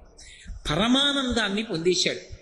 ఏమో ఎప్పుడు ఎవరి మనస్సు ఎలా ఉంటుందో మనకి తెలియదు. శంకర భగవత్పాదులు అందుకే అంటారు, మటుర్వా గేహీవా ఇతిరపి జటీవా తదితరో నరోవా యక్కశ్చిత్ భవతు భవకింతేన భవతి యదీయం మృత్పద్మం యది భవదీనం పశుపతే తదీయస్త్వం శంభో భవసి భవభారంచ వహసి అంటారు. నువ్వు ఉపనయనం చేసుకున్నటువంటి వటువా, గృహస్థాశ్రమంలో ఉన్నటువంటి వాడివా, వానప్రస్థువా, సన్యాసివా, వీటితో శంకరుడికి సంబంధం లేదు. శంకరుడికి కావలసింది ఏమిటి అంటే నీ మనస్సు అనేటటువంటి పద్మాన్ని తీసి ఆ పరమశివుని యొక్క పాదముల దగ్గర పెట్టినవాడవేనా? అలా పెట్టినవాడవైతే శంకరుడు ఆ భక్తుడి వెంట పడి తిరుగుతూ ఉంటాడు. అంతటి ఉదారు. ఆయనకి కావలసింది ఆ భక్తి ఒక్కటే. ఆ భక్తి లేదనుకోండి, ఆయనకి దానితో సంబంధం లేదు. నిన్న మీతో చెప్పా కదా, శివానంద లహరిలో భృంగి సంబంధంగా ఒక శ్లోకం చెప్పారు శంకరులే. భృంగీచ్ఛా నటనోత్కటక్కరి మతగ్రాహీ స్ఫురన్మాధవాహ్లాదో నాదయుతో మహాసితవపు పంచేషు నాచాధృత సత్పక్షమనోవనీష సపన సాక్షాన్మదీయే మనోరాజీవే భ్రమరాదిపో విహరతాం శ్రీశైలవాసీ విభు అంటారు. హృదయం అనేటటువంటి పద్మంలో భక్తి అనేటటువంటి తేనె నిండుగా ఉంటే, అదిగో అక్కడ భ్రమరాంబ ఉంది. భ్రమరాంబ తుమ్మెద రూపంలో ఉంటుంది. తుమ్మెదకి మొగుడు ఆయన కూడా గండు తుమ్మెద. వాళ్ళిద్దరూ కలిసి వచ్చి ఇక్కడ ఉన్నటువంటి భక్తి అన్న తేనె తాగడానికి ఎగురుతూ ఉంటారు. అసలు హృత్పద్మమునందు భక్తి అన్న తేనె లేదనుకోండి, ఆ తుమ్మెదలు ఎందుకు వస్తాయి? రావు. కాబట్టి మనోరాజీవే విహరతాం, ఆ మనస్సు అనేటటువంటి పద్మం దగ్గర ఆ రెండు తుమ్మెదలు ఎగరడానికి కారణమేమి అంటే భక్తి అనేటటువంటి మకరందము కాని నిండి ఉన్నదా హృత్పద్మమునందు, ఆ తుమ్మెదల జంట విహరిస్తారు పార్వతీ పరమేశ్వరుడు. అంతకుముందు ఆయన కిరాతుడు ఎన్నో జంతువుల్ని కొట్టాడు, ఎన్నో పక్షుల్ని కొట్టాడు. అయితేనే ఏ జన్మలో చేసుకున్న పుణ్యమో ఇప్పుడు ఫలించింది. ఆ శివలింగాన్ని చూడగానే అపారమైన ఆనందాన్ని పొందేశాడు, అంతర్ముఖత్వాన్ని పొందాడు. అక్కడ ఉన్న మణుల వంక చూశాడు. గాజురాళ్ళు గట్టిగా ఉంటాయి, ఇవి తీసుకొచ్చి ఇక్కడ పూజ చేశారు. ఇవి నా తండ్రి పాదములకు తగిలినప్పుడు ఎంత నొచ్చుకున్నాడో, ఎంత నిప్పెట్టిందో, ఇవన్నీ పట్టుకెళ్ళి పూజ చేశారు. ఇవన్నీ పూజ చేస్తే గాజురాళ్ళన్నీ తీసుకెళ్లి కాళ్ళ మీద వేస్తే ఆయన పాదములకు నిప్పెట్టదు, ఎవడి పూజ చేసిన ధూర్తుడు అన్నాడు. ఈ వజ్రాల్ని వైఢూర్యాల్ని పక్కకి తోసేశాడు. తాను తీసుకొచ్చిన మారేడు దళాలు శంకరుడి పాదాల మీద ఉంచాడు. పరమ సంతోషపడిపోయాడు. తిరిగి వెళ్ళిపోయాడు. చూశాడు నంది, ఇదెక్కడి గొడవరా, ఎక్కడి నుంచో కొండ నుంచి దిగొచ్చాడు, చేసిన పూజంతా పక్కకి తోసేశాడు, మళ్ళీ ఇవన్నీ తీసుకొచ్చాడు, మారేడు దళాలు వేశాడు, ఎంగిలి నోట్లో నీళ్లు తీసుకొచ్చి శివలింగం మీద ఉమిశాడు. ఇప్పుడు ఈ దేవాలయాన్నంతటినీ ఎలా మళ్ళీ ప్రక్షాళన చేయడం, ఎలా ఈ పాపం నివృత్తి అవుతుందని అడిగాడు. అడిగితే ఏదో ప్రాయశ్చిత్తం చెయ్యాలన్నారు. మళ్ళీ దేవాలయం అంతా శుభ్రం చేశారు. మళ్ళీ శంకరుడికి అభిషేకం చేశారు. మళ్ళీ నైవేద్యం పెట్టారు. మళ్ళీ పునఃపూజ చేశాడు. మళ్ళీ బెంగ పెట్టుకుని అయ్యో ఏమిటో ఇలా అయిందనుకుని దేవాలయం తలుపులు వేసి ఇంటికి వెళ్ళిపోయాడు. మరునాడు ఉదయం మళ్ళీ వచ్చాడు. మళ్ళీ ఆ కిరాతుడు వస్తాడేమోనన్న భయంతో బెంగబెంగగా మళ్ళీ పూజ అంతా చేశాడు. మళ్ళీ వజ్రాలు, వైఢూర్యాలు, మాణిక్యాలు, గోమేధికాలు, మంచి ముత్యాలు వీటన్నిటితో పూజ పూర్తి చేశాడు. మహానైవేద్యం పెట్టాడు, మంత్రపుష్పం పెట్టాడు, తాంబూలం ఇచ్చాడు. అన్నీ పూర్తయిపోయాయి. తాను ఇంటికి వెళ్ళిపోవడానికి సిద్ధపడి లేచి సాష్టాంగ నమస్కారం చేసి నించున్నాడు. అంతే, మళ్ళీ ఎక్కడి నుంచో కిరాతుడు పరిగెత్తుకొచ్చాడు. మళ్ళీ నిన్ననేం చేశాడో ఇవాళ కూడా అదే చేశాడు. మళ్ళీ గబగబా వచ్చాడు. ఆ శివలింగం మీద తన నోటిలో ఉన్నటువంటి నీటిని ముమిశాడు. పక్కన ఉన్నటువంటి కోనేటిలో స్నానం చేసి తీసుకొచ్చినటువంటి నీళ్లు, ఆ నీళ్లని ముమిశాడు. ఆ శివలింగాన్నంతటినీ తుడిచేశాడు. మళ్ళీ తీసుకొచ్చి దిక్కుమాలిన గాజురాళ్ళు ఇక్కడ పెట్టారన్నాడు. ఆ గాజురాళ్ళు అని చెప్పి ఆ వజ్రవైఢూర్యాలు పక్కకి తోసేశాడు. తోసేసి తాను తీసుకొచ్చిన లేత మారేడు దళాలు చిన్న చిన్న ఉంటాయి, ఎర్ర రంగులో ఇంతంతే ఉంటాయి. అంత చిన్నవైతే మా స్వామి పాదం మీద పెట్టినప్పుడు సొక్కదు, హాయిగా ఉంటుంది ఆయన పాదాలకన్నాడు. ఆ చిన్ని మారేడు దళాల ఆయన మీద పెట్టాడు. ఇప్పుడు మా తండ్రి పాదాలు ఎంత అందంగా ఉన్నాయో అన్నాడు. శివలింగానికి పూజ చేశాడు. మనసులో దర్శనం చేసింది పరమశివుని యొక్క పాదముల జంట దర్శనం చేశాడు. మహానందపడిపోయాడు. అక్కడ ఉన్న ప్రసాదం నోట్లో వేసుకున్నాడు. తిరిగి మళ్ళీ కొండెక్కి వెళ్ళిపోయాడు. ఈ నంది బెంగ పెట్టుకున్నాడు. ఇలా రోజు నేను పూజ చెయ్యా, ఈ కిరాతుడు వస్తుండా, ఈ వచ్చినటువంటి కిరాతుడు నేను చేసినటువంటి పూజనంతటినీ పక్కకి తోసేయ్యా, మళ్ళీ ఆయన తీసుకొచ్చి ఎంగిలి నీళ్లు ఉముస్తూ ఉండడం, పైగానేమో గాజురాళ్ళని అన్నిటినీ తీసేయడం, ఇది సరి అయినటువంటి పద్ధతిగా లేదు. ఏం చేస్తే బాగుంటుంది చెప్పమని బ్రాహ్మణుల్ని అడిగాడు. వాళ్ళన్నారు, ఇక్కడ ఊరికి చివరగా శివాలయం ఉన్నటువంటి కారణం చేత కొండ నుంచి కిరాతుడు దిగి వస్తున్నాడు కాబట్టి ఇక్కడ శివాలయం ఉంటే ఉపయోగం లేదు, ఇక్కడ శివలింగం ఉంటే ఉపయోగం లేదు. ఇతను ఇలాగే వస్తూ ఉంటాడు. పాపమో పుణ్యమో ఈ శివలింగాన్ని తవ్వేద్దాం, తవ్వేసి నీ ఇంటికి పట్టుకెళ్ళిపోయి నీ ఇంట్లో ప్రతిష్ఠ చేసుకుని అక్కడ పూజ చేద్దాం అన్నారు. సరేనన్నాడు. మరునాడు తెల్లవారుదామనే చీకటి ఇంకా విడవక ముందే వచ్చాడు. తనతో పాటు కొంతమంది కార్మికుల్ని తీసుకొచ్చాడు. గుణపాలతో శివలింగాన్ని తవ్వేశారు. భుజాలకు ఎత్తుకున్నారు. ఇంటికి పట్టుకెళ్ళిపోయారు. వైశ్యుడిది గొప్ప భవనం. ఆ భవనంలో ఒక గది ఏర్పాటు చేశాడు. అందులో వేదిక మీద శంకరుణ్ణి పెట్టాడు. శివ, ఇంకా ఇవాళ నుంచి నీకు ఎంగిలి పూజల బాధ లేదు. ఇక నంది రాడు, ఈ మహాకాలుడు రాడు, హాయిగా నేను పూజ చేస్తాను, దాన్ని స్వీకరించన్నాడు. మధ్యాహ్నం వరకు పూజ చేశాడు. అమ్మయ్య, ఇక కిరాతుడు వచ్చే అవకాశం లేదను సంతోషంగా మహానైవేద్యం పెట్టేశాడు. నీరాంజన మంత్ర పుష్పాలు అయిపోయాయి. తలుపేసేశాడు, వెళ్ళిపోయాడు. అక్కడ మహాకాలుడు ఆ కిరాతుడు కొండ నుంచి మధ్యాహ్నం దిగొచ్చాడు. తిన్నగా కోనేటికి వెళ్ళాడు. చక్కగా స్నానం చేసేశాడు. గండూషాంబు రిషీచనం పురరివోర్దివ్యాభిషేకాయతే అంటారు శివానంద లహరిలో. అలా నోటి నిండా పుక్కిటి నిండా నీళ్లు పట్టుకున్నాడు. శివలింగం మీద అభిషేకం చేద్దామని గుళ్ళోకి వచ్చాడు. వచ్చేటప్పటికి శివలింగానికి బదులు పెద్ద గొయ్యుంది. చూశాడు. ఆశ్చర్యపోయి హతాశుడైపోయి చేతిలో ఉన్న ధనస్సు పక్కన పారేసి ఆ మారేడు దళాలు నేల మీద పడేసి కుప్పకూలిపోయాడు. శివ, నేనేదో అపరాధం చేసి ఉంటాను, నువ్వు వెళ్ళిపోయావు. తండ్రి, నువ్వు లేని ప్రదేశం ఎక్కడుంది? నువ్వు లేని ప్రదేశం ఈ లోకంలో లేదు. నువ్విక్కడ లింగాకృతిలో కనపడకపోతే నేను లింగాకృతిని కల్పించుకోలేను అనుకున్నావా? నేను ఎక్కడికో వెళ్ళి శివలింగాన్ని తీసుకొచ్చి ప్రతిష్ఠ చెయ్యగలిగినంత శక్తివంతుణ్ణి కాను. నాలో ఉన్నటువంటి సప్తధాతువులతో నీకు శివలింగాన్ని నిర్మాణం చేస్తానన్నాడు. చాలా వేడిగా ఉంది కదూ, శరీరానికి చెమట పట్టడం సహజ లక్షణం, దాని గురించి అంత అల్లరి పడకండి. హరి ఓం. కాబట్టి ఆ ఇక్కడ శివలింగం లేకపోతే నేనేమి బెంగ పెట్టుకోను, ఈశ్వర నేనే శివలింగాన్ని తయారు చేసుకుంటాను, ఎక్కడి నుంచో లింగాన్ని తీసుకొచ్చి ప్రతిష్ఠ చేయడం నా వల్ల జరిగే పని కాదన్నాడు. అని ఆ గోతి వంక చూశాడు. ఎలా, దేనితో కప్పాలి? శివ, నీ లింగాన్ని అనేక పదార్థములతో చేస్తారు, బంగారంతో చేస్తారు, వెండితో చేస్తారు, రాగితో చేస్తారు, సీసంతో చేస్తారు, పాదరసంతో చేస్తారు, మృత్తికతో చేస్తారు, మణులతో చేస్తారు.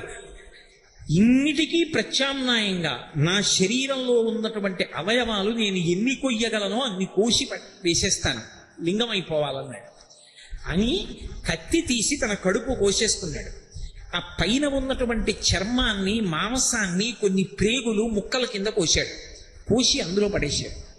స్పృహ తప్పిపోయాడు. ఇక ఓపిక చాలలేదు, బాధ తాళలేక కింద పడిపోయాడు. కాసేపటికి స్పృహ వచ్చింది, నెత్తురు కారిపోతుండగా చూశాడు. శివ, చాలు, నాకు ఇప్పుడు నాకు లింగం కనపడుతోంది.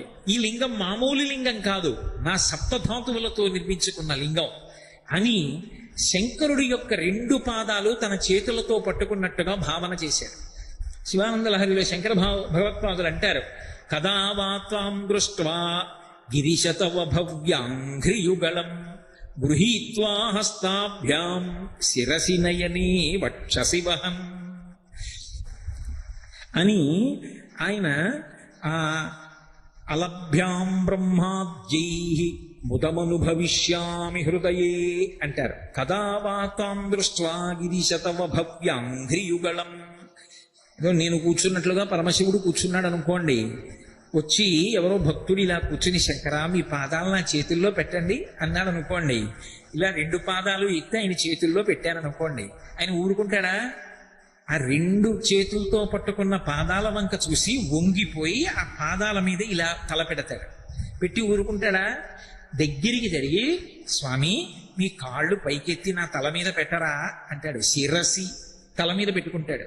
పెట్టుకుని ఇలా 2 చేతులతో పెట్టుకుని నయనే, ఆ 2 కాళ్ళు ఇలా చేతులతో పట్టుకుని వేళ్ల చివరి భాగాలు అమ్మ చిన్నప్పుడు పడిశం పడితే కర్పూరం బియ్యం కలిపి పల్చటి గుడ్డలో మూట కట్టి ముక్కు దగ్గర పెట్టి వాసన చూపించి తుమ్మించి పడిశం పోగొట్టినట్టుగా ఆ వేళ్ల చివరి భాగాలు పూల పొట్లాల తిత్తుల్లా ఉంటే వాటిని తీసుకొచ్చి కళ్ళకి ఇలా అద్దుకున్నాడు. ఇటు 5 వేళ్ళు ఇటు 5 వేళ్ళు కళ్ళకి తగిలాయి. శిరసి నయని వక్షసి వహం. దగ్గరికి జరిగి శంకరుడు యొక్క 2 పాదాలు గుండెల మీద పెట్టుకున్నాడు. అబ్బా తండ్రి, ఎంత చల్లటి పాదాలు! పొంగిపోయాడు. పొంగిపోయి ఆ బాగా వికసించినటువంటి తామర పూలు ఎలా ఉంటాయో అలా స్ఫుట జల జగంధాం పరిమళాం, ఆ బాగా విచ్చుకున్నటువంటి తామర పువ్వులోకి ఇలా తలపెట్టారనుకోండి, అందులో ఓ చమత్కారం ఉంటుంది. మీరు ఎప్పుడైనా గమనించారో లేదో, తామర పువ్వు బాగా విచ్చుకుంటే ఆ రేకులు ఇలా వంగిపోతాయి ముందుకి. పోయి ఆ రేకుల యొక్క మొదట్లో చిన్న చిన్న నీటి బిందువులు ఉంటాయి, మధ్యలో దుద్దు ఉంటుంది. ఆ దుద్దు పైభాగం పసుపచ్చగా ఉంటుంది. దాని మీద సూదితో పెడితే కన్నాలు ఎలా ఉంటాయో అలా కన్నాలుండి పొక్కులు ఎక్కినట్టుగా పొక్కుల్లో ఉంటాయి. శంకరుడి కాళ్ళు విచ్చుకున్న పద్మాల్లా ఉంటాయిట. వాటి మీద ఇలా పెడితే స్ఫుట జల జగంధాం పరిమళాం. పద్మంలో ముఖం పెడితే ఎలా సువాసన వచ్చి తడి తగులుతుందో అలా శంకర వశిష్ఠాది మహర్షులు మీ పాదములను నీళ్లతో కడిగారు.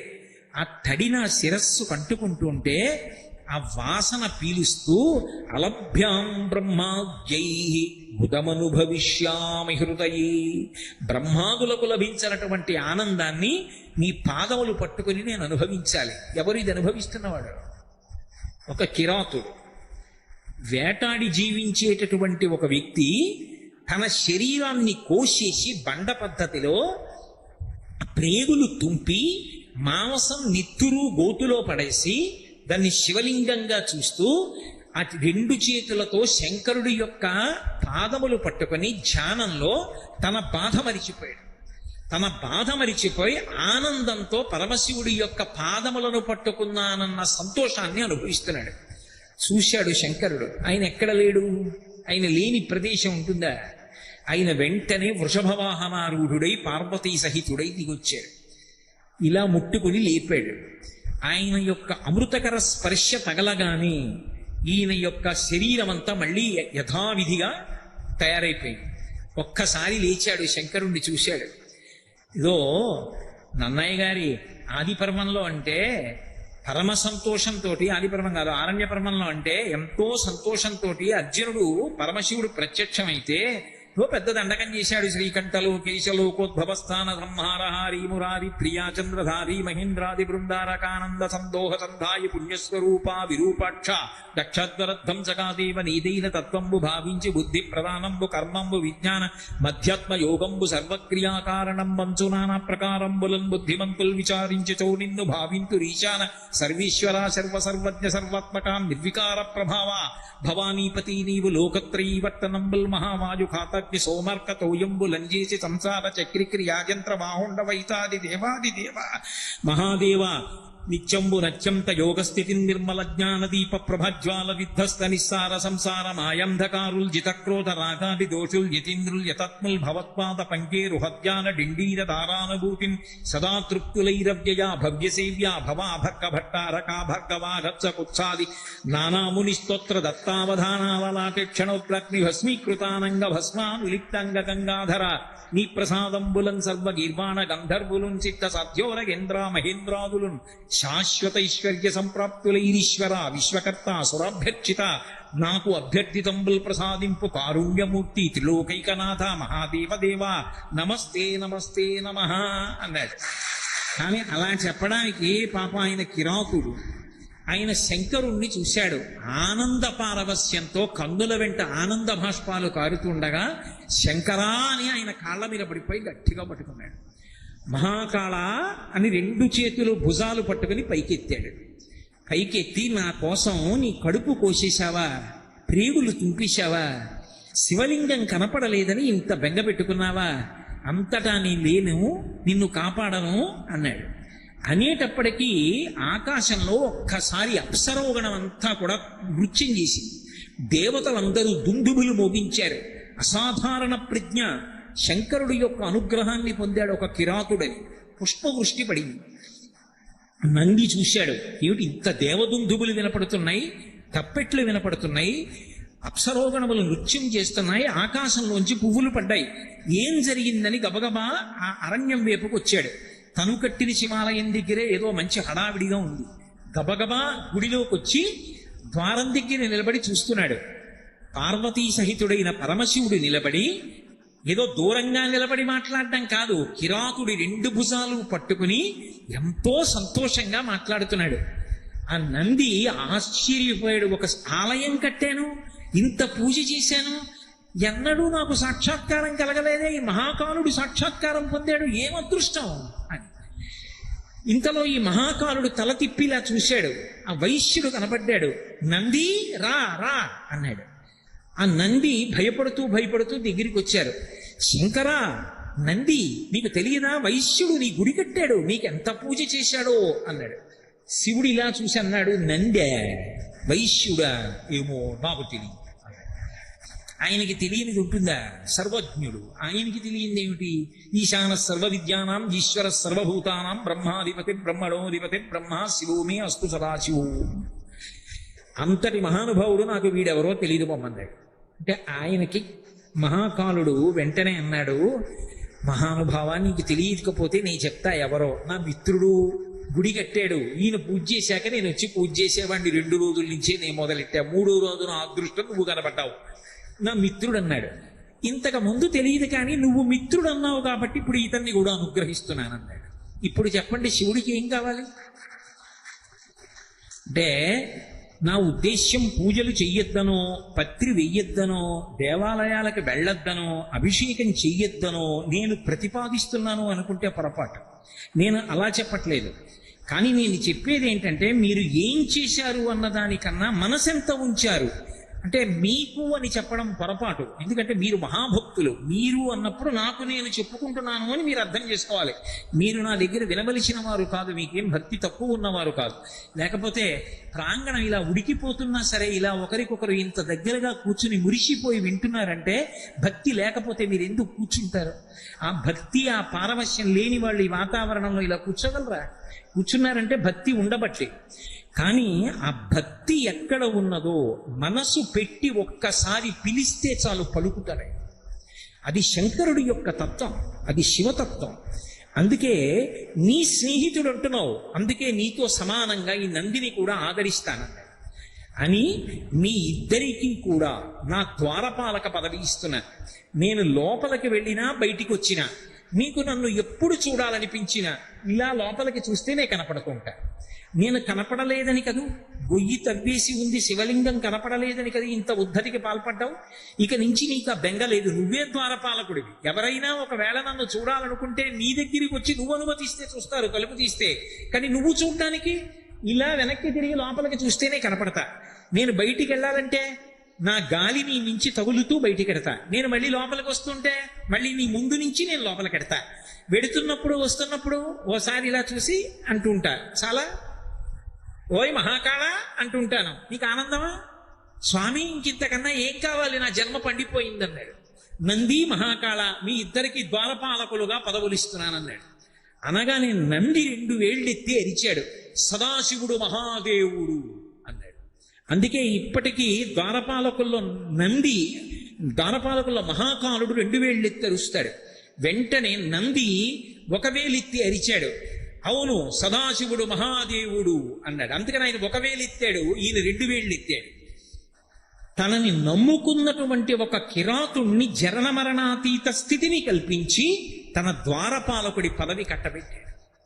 ఇంతకన్నా శివానుగ్రహం అంటే ఏముంటుంది? పరివారము అన్న మాటకు అర్థం ద్వారపాలకుడి కన్నా గొప్పవాడెవరు?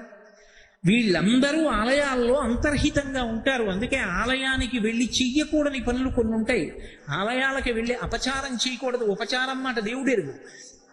దేవాలయానికి వెళ్ళి లౌకిక ప్రసంగాలు చేయడం, దేవాలయాలకి వెళ్ళి సెల్ ఫోన్లు మాట్లాడడం, దేవాలయాలకు వెళ్ళి స్తంభాలకి గోడలకి ఆనుకుని కూర్చోవడం, దేవాలయంలో ఎక్కడ పడితే అక్కడ నిష్కారణంగా కాలుతో గట్టిగా చప్పుడు వచ్చేటట్టుగా తాటించడం, ఇటువంటి పనులు చేయకూడదు. దేవాలయం అనేటటువంటిది ఒక్కరికి సంబంధించిన విషయము కాదు. బాగా జ్ఞాపకం పెట్టుకోండి. అది మనిషిని మనిషిగా బ్రతకడానికి, మనిషి ఆత్మస్థితిని తెలుసుకోవడానికి యోగ్యమైన మహోన్నతమైన కేంద్రం. అటువంటి దాన్ని పాడు చేసేటటువంటి అధికారము లోకమునందు ఎవ్వరికీ లేదు. ఎవరైనా సరే దేవాలయ వ్యవస్థని రక్షించడానికే ప్రయత్నించాలి తప్ప దేవాలయ వ్యవస్థని పాడు చేసేటటువంటి ప్రయత్నం చేయకూడదు. అందుకే ఆ నంది మహాకాళ వీళ్ళిద్దరినీ ద్వారపాలకులుగా అనుగ్రహించాడు. నా తండ్రి శంకరుడే ఇంత కారుణ్యమూర్తి అయితే ఇక మా అమ్మ కారుణ్యం ఎలా ఉంటుంది? అసలు ఇంకా శంకరాచార్యులు వారైతే అమ్మవారి విషయంలో చమత్కారం చేశారు. అసలు ఆవిడికి బెంగ పెట్టుకోవడానికి అన్న విషయం ఏముంది లోకంలో? ఏమిటోనండి ఈ ఒక్కటే నాకు చింత అనడానికి ఏమైనా ఉందా ఆవిడికి? ఆవిడికి ఏమీ లేవు. పెద్ద కొడుకు విఘ్నేశ్వరుడు మహానుభావుడు, లోకమంతటి చేత నమస్కరింపబడతాడు. ఆదో ఉద్యోగ నాధిప. రెండోవాడు గుహుడు మహాజ్ఞాని సుబ్రహ్మణ్యుడు. భర్త లోకంలో అందరూ మన్మథ బాణాలు మీద పడితే కామప్రచోదనమైతే ధర్మం నుంచి కామం విడిపోతే దోషం వస్తుందేమో అని ధర్మపత్నిని స్వీకరించి కామాన్ని ధర్మబద్ధం చేసుకుని తన భార్య యందు కామం ఉంచి తత్ఫలితంగా ధర్మబద్ధమైన సంతానమును పొంది సంతానమును గయాశ్రాద్ధమును పొంది ఉన్నత స్థితులను పొందుతారు. శంకరుడు కామాన్ని కాల్చేసిన వాడు, ఆయనకి అసలు కామంతో పని లేదు. అటువంటి పురుషుడు లోకంలో ఎక్కడున్నాడు? అటువంటి మహానుభావుడు భర్త. ఇక ఆవిడ సాక్షాత్ ఆదిపరాశక్తి. ఆవిడికి విచారించడానికి అయ్యో నాకు ఇది లేదనడానికి అసలు ఆవిడికి ఏముంది? ఆవిడికి ఏం లేదు. అయినా ఆవిడ ఇలా పెట్టుంటుందిట. ఇలా ఉంటుందన్నారు శంకరాచార్యుల వారు. ఇలా చెక్కిట చెయ్యి పెట్టి ఇలా కనుబొమలు ముడివేసి ఉంటుందిట. ఇలా ఉంటే అలా ఉందనుకోండి ఆగ్రహంగా ఉన్నట్టు. కొద్దిగా కళ్ళు మూసి ఇలా ఉంటే ఏదో ఆలోచన చేస్తున్నట్టే. దేని గురించి ఆలోచించాలమ్మా నువ్వు? నీకేమైనా సమస్య ఉందా? ఏమీ లేదుగా. మరి ఎందుకు ఇలా కనుబొమ్మలు ముడేస్తావు? చెక్కిట చెయ్యి ఎందుకు పెడతావు? ఇలా ఏమిటి ఆలోచిస్తుంటావు అన్నారు శంకరాచార్యుల వారు. అని అమ్మా నాకు అర్థమైందన్న అని సౌందర్యలహరిలో చెప్పారు. భ్రువౌ భుగ్ని కించిత్ భువన భయ భంగ వ్యసనిని. అయ్యో, ఈ లోకంలో వీళ్ళందరూ గత జన్మలలో చేసుకున్నటువంటి కర్మల వలన ఏవో భయాలు పొందుతూనే ఉంటారు. వీళ్ళ భయాలన్నీ పోగొట్టడానికి ఆది పరాశక్తిని నేను ఉన్నానుగా అమ్మని. అమ్మా అని ఒక్క మాట అంటే చాలు. నఖైర్నాక స్త్రీణాం కరకమల సంకోచ శశిభి తరూణాం దివ్యాణాం హసతయవతే చండి చరణౌ ఫలాని స్వస్యేభ్య కిసలయ కరాగ్రేణ దదత దరిద్రేభ్యో భద్రాం శ్రియమనిశమాహ్నాయ దదతౌ. అమ్మా అంటే చాలు ఉన్నాన్రా బిడ్డా అని పలకడానికి సిద్ధంగా ఉంటుంది. అమ్మా అని పిలవకపోతేనే నువ్వు రక్షించచ్చుగా అంటారేమో. మరి మనుష్యుడికి బుద్ధి ఇచ్చిందిగా, కనీసం అమ్మా అంటే చాలుగా రక్షించడానికి. అరే వీడు అమ్మా అనడే, వీడు ఒక్కసారి అమ్మా అని త్రికరణ శుద్ధిగా అంటే నేనున్నానుగా రక్షించడానికి అని వీడు అమ్మా అని పిలవకుండా ఊళ్ళో అందరి చుట్టూ తిరుగుతుంటాడు రా అని ఇలా కనుబొమ్మలు ముడివేసి మన కోసం ఆలోచిస్తూ ఉంటుందట. ఆవిడ కోసం ఆలోచించుకోవడానికి ఆవిడకేం సమస్యలు లేవు. మన సమస్యల గురించి ఆలోచించి వీడు అమ్మా అంటే పరిష్కరించడానికి నేనున్నా అనడురా. ఏమి ఆశ్చర్యం రా అని కనుబొమ్మలు ముడివేసింది అమ్మవారు అన్నారు శంకరాచార్యుల వారు. అలా ఆ తల్లి కారుణ్యం అవధిలేని కారుణ్యం. ఆవిడ యొక్క అసలు దయ గురించి చెప్పడం ఎవరికీ సాధ్యం కాదు. దాశరథి కరుణాపయోనిధి అంటాడు రామదాసు గారు. ఓ రామచంద్ర ప్రభు, నీ యొక్క దయ గురించి చెప్పడం ఎవరికి సాధ్యం కాదు. సముద్రం ఎంత లోతో నీ కరుణ అంత లోతంటాడు. అమ్మవారి దయ కూడా అంతే. అందుకే ఆవిడ కూడా ఒకరికి ద్వారపాలక పదవి ఇచ్చింది. గౌరవర్ణము అని ఒక పేరు. అది ఎందుకు వచ్చింది అంటే సాధారణంగా మనుష్యులు ఇష్టపడేటటువంటి రంగు. మనుష్యుల యొక్క మనసు రమిస్తుంది తెలుపు అని. అంటే నేను ఏదో నల్లగా ఉన్న వాళ్ళను ఎవరినో కించపరుస్తున్నానని మీరు అనుకోకూడదు. అలా అయితే పార్వతీదేవి నలుపు. రోజు నేను నమస్కారం పెట్టట్లా తల్లికి. నారాయణుడు నలుపు, స్వామికి నమస్కారం పెట్టట్లా. నేనేదో ఆ వర్ణము యొక్క విశేషాన్ని అన్నాను తప్ప దాని ఉద్దేశం నేనేదో మిగిలిన వాటిని తక్కువ చేయడం నా ఉద్దేశం ఎప్పుడూ కానే కాదు. కాబట్టి రాజుగారి పెద్ద భార్య చిన్నది మంచిది అంటే చిన్న భార్య చెడ్డది అని కాదు. నాకు పెద్ద భార్య గురించి తెలుసు చెప్పాను అని అర్థం చేసుకోవాలి కదా. అంటే అఘాయిత్య పాండిత్యంతో మాట్లాడకూడదు. కాబట్టి సితవపు ఆయన తెల్లగా ఉంటాడు. తెల్లగా ఉన్న శంకరుడు కూర్చున్నాడు. ఆయనకి ఎప్పుడూ ఈ రంగులు అందాలు చందాలు ఇవన్నీ పట్టించుకున్నవాడైతే జగదంబ ఆవిడ సౌందర్యాన్ని మించిన సౌందర్యం ఎక్కడుంటుంది? అయినా ఆకులు కూడా తిండమ్మా అనేసి ఉపవాసాలు చేసే పరమశివుడి గురించి తపస్సు చేసి చిక్కిపోయి అపర్ణ అయిపోతే అప్పుడు ఆయన స్వీకరించాడు భార్యగా. బాహ్య సౌందర్యానికి లొంగడు శంకరుడు, అంతఃసౌందర్యానికి లొంగుతాడు. అటువంటి శివుడు పార్వతీదేవి వంక చూశాడు. అమ్మవారు చెయ్యి ఇక్కడ పెట్టింది, శంకరుడు చెయ్యి ఇలా పెట్టుకున్నాడు. ఆయన చెయ్యి తెల్లగా మెరిసిపోతోంది, ఆవిడ చెయ్యి నల్లగా ఉంది. ఆవిడ అన్నగారు నారాయణమూర్తి, ఆవిడ ఆయన చెల్లెలు నారాయణ నారాయణి, అన్నా చెల్లెలు. శివ శివాని భార్యాభర్తలు, భవ భవాని భార్యాభర్తలు, రుద్ర రుద్రాణి భార్యాభర్తలు, భర్గ భార్గవి వాళ్ళిద్దరూ భార్యాభర్తలు. అలాగే హంస హంసిని భార్యాభర్తలు, నారాయణ నారాయణి భార్యాభర్తలు గారు అన్నా చెల్లెళ్ళు. నారాయణమూర్తి అమ్మవారు వీళ్ళిద్దరూ అన్నా చెల్లెళ్ళు. అందుకే ప్రతిజ్ఞ కూడా ఇద్దరిది ఒకటే. ఇద్దరూ అవతార స్వీకారం చేస్తారు, ఇద్దరిది అలంకార ప్రియత్వం, ఇద్దరూ రాక్షస సంహారం చేస్తారు. అందుకే ఆయన పరిత్రాణాయ సాధూనాం వినాశాయ దుష్కృతాం ధర్మ సంస్థాపనార్థాయ సంభవామి యుగే యుగే అంటాడు ఆయన. ఎప్పుడెప్పుడు ధర్మమునకు ఇబ్బంది కలుగుతుందో అప్పుడప్పుడు నేను అవతార స్వీకారం చేస్తాను. నన్ను ఒక ఆకారంతో చూడకుండా ఉండలేని పరితపించినటువంటి మహాభాగవతోత్తములైనటువంటి వాళ్ళ కోరిక తీర్చడానికి ఒక రూపాన్ని పొంది వస్తానంటాడు. అమ్మవారు యదా యదా హి సాధూనాం దుఃఖం భవతి దానవా తదా తేషాంచ రక్షార్థం దేహం సంధారయామ్యహం అంటుంది దేవి భాగవతంలో. ఎప్పుడెప్పుడు పరమ సాధు పురుషులైనటువంటి వాళ్ళు నన్ను దర్శనం చెయ్యాలనుకుంటారో అప్పుడప్పుడు వాళ్ళ కోరిక తీర్చడానికి ఒక రూపంతో వస్తానంటూ ఉంటుంది. అంతే తప్ప అది నిజంగా అలా రంగులని కాదు. అందుకే నారాయణ నారాయణి ఇద్దరు చేసే పనులు ఒక్కలా ఉంటాయి. కాబట్టి ఇద్దరూ ధర్మాన్ని కాపాడతారు, ఇద్దరూ అవతార స్వీకారం చేస్తారు, ఇద్దరూ రాక్షస సంహారం చేస్తారు, ఇద్దరూ భక్తుల్ని కాపాడతారు. అందుకే ఆయన నలుపు, ఆవిడ నలుపు. నారాయణ నారాయణి అన్నా చెల్లెలు. అందుకని అమ్మవారు నల్లగా ఉంటుంది. అందుకే పుట్టగానే హిమవంతుడికి కూతురు పుట్టింది అనగానే నారదుడు వెళ్ళాడు. పేరు పెట్టండి మహాశయ ఈ పిల్లకన్నారు. ఆయన చూశాడు, నల్ల పిల్ల కాళీ అన్నాడు. కాళీ అంటే నల్లగా ఉండే పిల్ల అని దాని అర్థం. కాళీ. శంకరుడు ఏదో నల్లగా ఉంటుందని కాదు, పరమ ప్రేమతో కాళీ కాళీ అని పిలుస్తూ ఉండేవాడు. ఒకరోజు ఎందుకో ఆయనకి పాపం మా స్వామికి అసలు అలాంటి లక్షణాలు లేవు, దేవతా కార్యం ఒకటి జరగవలసి ఉంది. అందుకని ఆయన ఏం చేశాడు, తన చెయ్యి ఇలా పెట్టాడు, అమ్మవారు చెయ్యి పక్కనెట్టింది. ఓసారి ఇలా చూసుకున్నాడు, ఓసారి ఇలా చూశాడు, ఓసారి ఇలా చూసుకున్నాడు, ఓసారి ఇలా చూశాడు అన్నాడు. తెల్లటి వాణ్ణి నల్లటి పిల్ల అని ఓ దొంగ నవ్వు నవ్వి కాళీ అన్నాడు. ఆవిడంది, ఎంత మాట అన్నారు స్వామి అంటే, మీకు తగిన దానను కాననేగా మీ ఉద్దేశ్యం, మీ తెలుపుకు తగిన తెలుపు నాది కాదు, మీరు తెల్లటి వారు నేను నల్లటి దాన్ని అని కదా మీ ఉద్దేశ్యం. కళాభ్యాం చూడాలంకృత శిశికళాభ్యాం నిజతప ఫలాభ్యాం భక్తేషు ప్రకటిత ఫలాభ్యాం భవతు మే శివాభ్యాం అస్తోక త్రిభువన శివాభ్యాం హృది పునర్భవాభ్యాం ఆనంద స్ఫురదనుభవాభ్యాం నతిరియం అని కదా శంకరులు. నిజతప ఫలాభ్యాం, ఒకరి తపస్సుకు ఒకరు ఫలమైన వారు. నీకు తగిన దానను ఒక చిన్న విషయంలోనైనా నేను కానన్న మాట నేను భరించలేదు. నువ్వు నన్ను నల్లగా ఉన్నానని కాళీ అన్నావు, నాకు ఆ మాట బాధేసింది. రోజు పిలిచినట్టు పిలవలా, ఇలా చూసుకున్నావు అలా చూసావు, ఇలా చూసుకున్నావు ఇలా చూసావు, కాళీ అన్నావు, దొంగ నవ్వు నవ్వావు అంటే నేను నల్ల పిల్లనని నీ ఉద్దేశం.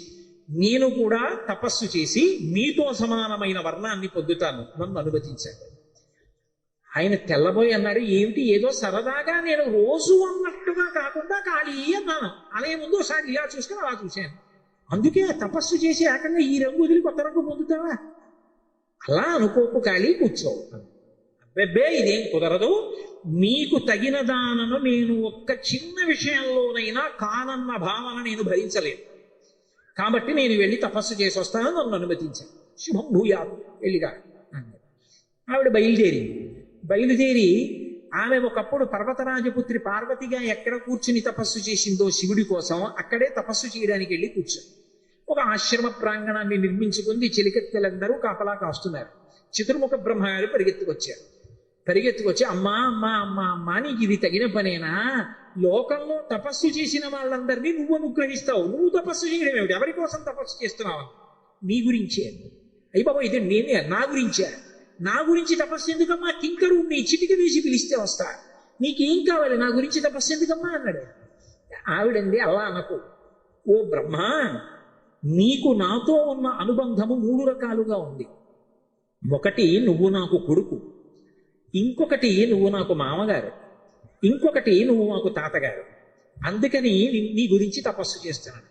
ఇప్పుడు ఆయన 4 ముఖాల మీద చేతులు ఎట్టుకుని అన్నాడు, ఇది ఎక్కడి ప్రారంధం, నేను నీకు కొడుకు ఏమిటి, మామగారు ఏమిటి, తాతగారు ఏమిటి, ఎలాగమ్మా అన్నాడు. ఆవిడండి, ఈ సమస్త బ్రహ్మాండములను శంకరుడు తనలోకి లయం చేసుకుంటాడు మహాప్రలయంలో. అన్నీ ఆయన కుక్షిలో ఉన్నాయి. వీటన్నింటినీ మళ్ళీ పునరుత్పత్తి చెయ్యాలనుకున్నప్పుడు ఎవరు చేస్తారు సృష్టి? బ్రహ్మగారు చెయ్యాలి. 4 వేదములు ఇచ్చి బ్రహ్మగారిని మొదట సృష్టించాలి. కాబట్టి ఇప్పుడు నువ్వు శంకరుడికి ఏమవుతావు? కొడుకు అవుతావు. కాబట్టి శంకరుడికి కొడుకు అయితే నాకేమవుతావు? కొడుకు అవుతావు. కాబట్టి నువ్వు నాకు కొడుకువి. అవునా? అవునమ్మా, నిజమే కొడుకుని. నువ్వు నాకు మామగారివి కూడా.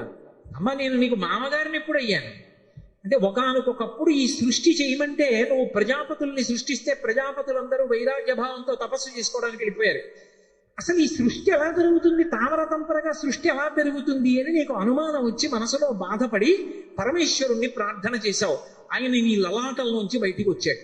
రుద్రస్వరూపంతో ఎదురుగుండా వచ్చి నిలబడి, బెంగ పెట్టుకోపోయి అర్ధనారీశ్వర స్వరూపాన్ని సృష్టిస్తున్నాను లోకంలో. ఆడ మగ అని 2 శరీరాలు ఏర్పడతాయి. ఒకరి పట్ల ఒకరికి ఆకర్షణ ఉంటుంది, దానివల్ల సృష్టి జరుగుతుంది ఇక పైన అని వరం ఇచ్చాడు. అప్పుడు నీ నొసటి నుంచి శంకరుడు బయటికి రుద్రస్వరూపంతో వచ్చాడు కాబట్టి, రుద్రుడు నీకు కొడుకు అయ్యాడు కాబట్టి, నే రుద్రాని కనుక, ఆయన భార్యని కనుక, ఆయనని కన్నా తండ్రివి నువ్వు కనుక, నువ్వు నాకు మామగారివి కాబట్టి నేను గౌరవించాలా వద్దా? మామగారిని అమ్మో అమ్మ గౌరవించాలి. అంటే నేను ఒకసారి కొడుకు, ఓసారి మామ, బాగుందమ్మా. తాతని ఎప్పుడు అయ్యారు? హిమవత్ శర్మ, హిమవత్ పర్వతం నీకు కుమారుడుగా లోకంలో పిలువబడతాడు. అవునా కాదా? అవునమ్మా, హిమవత్ పర్వతం నా కొడుకే. హిమవంతుడు నీకు కొడుకు అయితే హిమవంతుడి కూతుర్ని కాబట్టి నాకు హైమవతి అని పేరు. ఇప్పుడు నా తండ్రి హిమవంతుడైతే హిమవంతుడికి తండ్రివి నువ్వైతే నువ్వు నాకేమవుతావు? తాతవేనా? అవునమ్మా తాతని. అందుకు తపస్సు చేశాను. ఏం కావాలమ్మా, దేని గురించి ఈ అల్లరంతా అని అడిగాడు. అడిగితే ఏమీ లేదు, శంకరుడు ఏమిటో ఇలా చూశాడు అలా చూశాడు కాళీ అన్నాడు. ఈ వర్ణం పోయి తెల్లటి వర్ణం పొందాలనుకుంటున్నాను. అది ఉట్టి తెలుపు కాదు, తెలుపు పసుపుకి కూడా గౌరవర్ణం అని పేరుంది.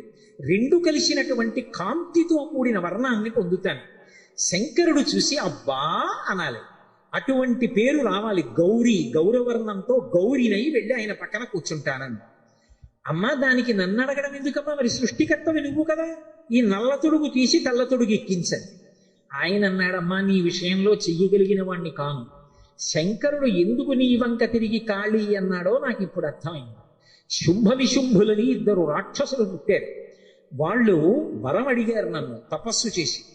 అయోనిజ అయినటువంటిది, పెళ్లి కానిటువంటిది, కుమారి అయినటువంటిది, మహాసౌందర్య రాశి అయినటువంటి ఒక ఆడదాని చేతిలో మేము చచ్చిపోతామని వరం అడిగారు. అమ్మా శంకరుడు దేవతల కార్యం తీర్చడానికి నువ్వు తపస్సు చెయ్యాలన్న కోరిక పుట్టేటట్టుగా బుద్ధి ప్రచోదనం చేసి నిన్ను పంపాడు. అమ్మా నీ నల్ల తొడుగు విడిచిపెట్టి దానికి ప్రాణప్రతిష్ఠ చెయ్యి. కౌశికి అని పేరు వస్తుంది ఆ రూపానికి. నల్లటి రూపంలో ఉన్న కుమారి కనుక ఆమె యవ్వనంలో ఉంది కాబట్టి, అయోనిజ కాబట్టి ఇప్పుడు ఆమె సింహవాహనారూఢ అవుతుంది. సింహాన్ని బహూకరిస్తాను. ఆ వాహనం మీద వెళ్ళి శుంభ నిశుంభుల్ని పరిమారుస్తుంది. అమ్మా నువ్వు గౌరవర్ణం పొంది శంకరుడి దగ్గరికి వెళ్ళావు. చాలా సంతోషం అంది. ఆవిడ నల్లటి తొడుగు విడిచిపెట్టింది. ఆ నల్ల తొడుగు విడిచిపెట్టేసినప్పుడు దానికి ప్రాణాన్ని ఇచ్చింది. ఇస్తే కౌశికి అన్న పేరుతో వేరొక అమ్మవారు ఆ నల్లటి శరీరంలోకి వచ్చింది. ఆమె శుంభ నిశుంభ సంహారం చేసింది. అమ్మవారు వెనక్కి తిరిగి వెళ్ళిపోతోంది శంకరుడి దగ్గరికి. వెళ్ళిపోతున్నప్పుడు ఆవిడ వెంట ఒక పులి బయలుదేరి. బ్రహ్మగారు చూసి అన్నాడు, అమ్మాయి ఏమిటమ్మా ఈ పులి కూడా నీ వెంట వస్తోంది, ఇదేవరమ్మా అన్నాడు. ఈ వ్యాఘ్రం సహజంగా స్వభావం చేత క్రౌర్యము కలిగినటువంటి ప్రాణి. ఇది నేను తపస్సు చేస్తూ ఉండగా నన్ను చెనకడం కోసమని వచ్చింది. ఇది వస్తూ నన్ను చూసింది. చూసి చూడగానే నా దర్శనం అవ్వగానే దానిలో ఉన్నటువంటి క్రౌర్యం అంతా పోయింది. పరమసత్వగుణంతో ఉంది. పైకి పులి దేహం, కానీ లోపల పరమ భక్తుడైపోయి ఉంది. నన్ను విడిచిపెట్టి ఉండలేక నా వెంట వచ్చేస్తోంది. రాణి ఇది ఇన్నాళ్ళు నా ఆశ్రమాన్ని కాపాడింది. అది కూడా వెళ్ళింది. అమ్మవారు అంతఃపురంలోకి వెళ్ళింది. పెద్ద పులి బయట కూర్చుంది. ఈవిడ లోపలికి వెళ్ళింది. శంకరుడి పక్కకి వెళ్ళి కూర్చుంది. పరమశివుడు ఇలా చూసి గౌరీ అన్నాడు. అబ్బా కాళీ అన్నందుకు ఇంత అల్లరా, ఇంత రంగు మార్చుకుని వచ్చావా అన్నాడు. కాదు కాదు, అసలు మీరు ఎందుకు కాళీ అని పిలిచి పంపారో నాకు అర్థమైంది. ఇప్పుడు మీ మనసుకు ముచ్చటే కదా నేను ఇలా ఉంటే. మీకన్నా ఇంత తక్కువ దానన్నా కూడా నేను అంగీకరించను. అందుకే ఆడపిల్ల పెళ్లి పీటలకి వెళ్ళే ముందు గౌరీ పూజ మాత్రమే చేస్తుంది. కారణం ఏమిటో తెలుసా? అమ్మా నన్ను కన్నవారిని విడిచిపెట్టేస్తున్నాను, నా తోబుట్టువుల్ని విడిచిపెట్టేస్తున్నాను, నేను నివసించిన ఊరు విడిచిపెట్టేస్తున్నాను. మగవాడు అలా విడిచిపెట్టలేడు. నేను ఉన్న ఊరు విడిచిపెట్టి ఒక్క 4 రోజులు ఇంకో ఊరు వెళ్ళి ఉపన్యాసం చెప్పాను అనుకోండి, నాకు బ్రహ్మరథం పట్టనివ్వండి. పాపం వాళ్ళు ఏం తక్కువ చేయరు, ఎన్ని సౌకర్యాలు కల్పించనివ్వండి. ఏమిటో ఎప్పుడు వెళ్ళిపోతానో కాకినాడ అనిపిస్తుంది. ఏమిటి అక్కడికి వెళ్ళి ఏం చేస్తావు? పాపం వాళ్ళు నీకేమైనా తక్కువ చేశారా నీ ఇంట్లో కన్నా? ఏమీ లేదు, అన్నీ ఎక్కువే చేశారు. మరి ఎందుకు వెళ్ళిపోతానంటావు? అదో సంతోషం. మరి అది ఆడపిల్ల అయితే తల్లిని వదిలేస్తుంది, తండ్రిని వదిలేస్తుంది, తోబుట్టువులను వదిలిపెట్టేస్తుంది, ఉన్న ఊరు వదిలిపెట్టేస్తుంది, స్నేహితులను వదిలిపెట్టేస్తుంది, ఆఖరికి తన ఇంటి పేరు వదిలిపెట్టేస్తుంది, తన గోత్రం వదిలిపెట్టేస్తుంది. చిటికిని వేలు పట్టుకుని ముక్కు ముఖం తెలియనటువంటి వాడు భర్త అని వెళ్ళిపోతుంది. సముద్రాలు ఖండాలు దాటి వెళ్ళిపోతోంది. ఎక్కడికో ఆయనను ఒక్కడిని నమ్మి వెళ్ళిపోతోంది. ఆయన సంతోషంతో చిరునవ్వు నవ్వి పలకరించి ప్రేమతో మాట్లాడాడు అనుకోండి, ఎంత ఆనందమో, నిజంగా ఎంత సంతోషపడిపోతుందో. అదే భర్త కసురుకున్నాడు అనుకోండి, ఒక్క విషయం నా కర్మ కొద్దీ దొరికావు అన్నాడు అనుకోండి, అంతే ఆ మూలకెళ్ళి ఈ మూలకెళ్ళి కళ్ళొత్తుకుంటుంది. ఎంతమంది పొగడనివ్వండి, సంతోషం ఉండదు. ఆయన ఏదో అన్నాను లేవే గబుకు, అవునులేండి మనసులో మాట బయటకు వచ్చింది, మీ కర్మ కొద్దీ దొరికాను, మీకు తగిందాన్ని అయితే కదూ అంటుంది. ఆ మాట తట్టుకోలేదు ఆమె. అమ్మా జగదంబమైన నువ్వే పరమశివుడు ఒక్కసారి ఇలా చూసి కాళీ అంటే తట్టుకోలేకపోయావే. నేను సామాన్యమైన ఆడపిల్లని, తల్లిని, తండ్రిని, ఉన్న ఊరిని, కన్నవాళ్ళని, ఇంటి పేరు, గోత్రం, స్నేహితులు, బంధువులు అందరినీ విడిచిపెట్టి వెళ్ళిపోతున్నారు. ఏ కష్టమైనా పర్వాలేదు కానీ ఆయన మాత్రం ఎప్పుడూ నా వంక తిరిగి నాకు తగిన దానము కావన్న మాట నన్ను అనకుండా చూడమ్మా, ఆయన ప్రేమ నా ఎందు నిలబడేటట్టు చూడమ్మా అని గౌరీ పూజ చేస్తుంది. అందుకే గౌరీ పూజ చేసేటప్పుడు అంత భక్తితో చేయించాలి తప్ప అది తీసుకెళ్ళి ఏదో అక్కర్లేని క్రతువు చేసినట్టు కళ్యాణ మండపం మొత్తం మీద ఎక్కడ చిన్న గది ఉంటుందో ఆ చిన్న గదిలోకి తీసుకెళ్లి కూర్చోపెట్టి అక్కడ గౌరీ పూజ చేయిస్తాడు నాబోటిగాడు. అసలు ఎక్కడ కోడలుగా తీసుకుంటాడు మామగారు? అక్కడికి వెడతాడు, అక్కడ చెప్తారు ప్రవర, రెండు వైపుల ప్రవర చెప్పి ఈమెని నా కోడలుగా స్వీకరిస్తున్నానని చెప్పేవాడు ఎవరంటే మామగారు చెప్తాడు. చెప్పే వరకు పెళ్లిపీటల మీదకి రావడానికి వీల్లేదు. అటువంటి గౌరీ పూజ చక్కగా అందంగా జరగాలి. ఏ మామగారు కోడల్ని ఇంటికి తెచ్చుకుంటున్నాడో ఆమె తన ఇంటి లక్ష్మి.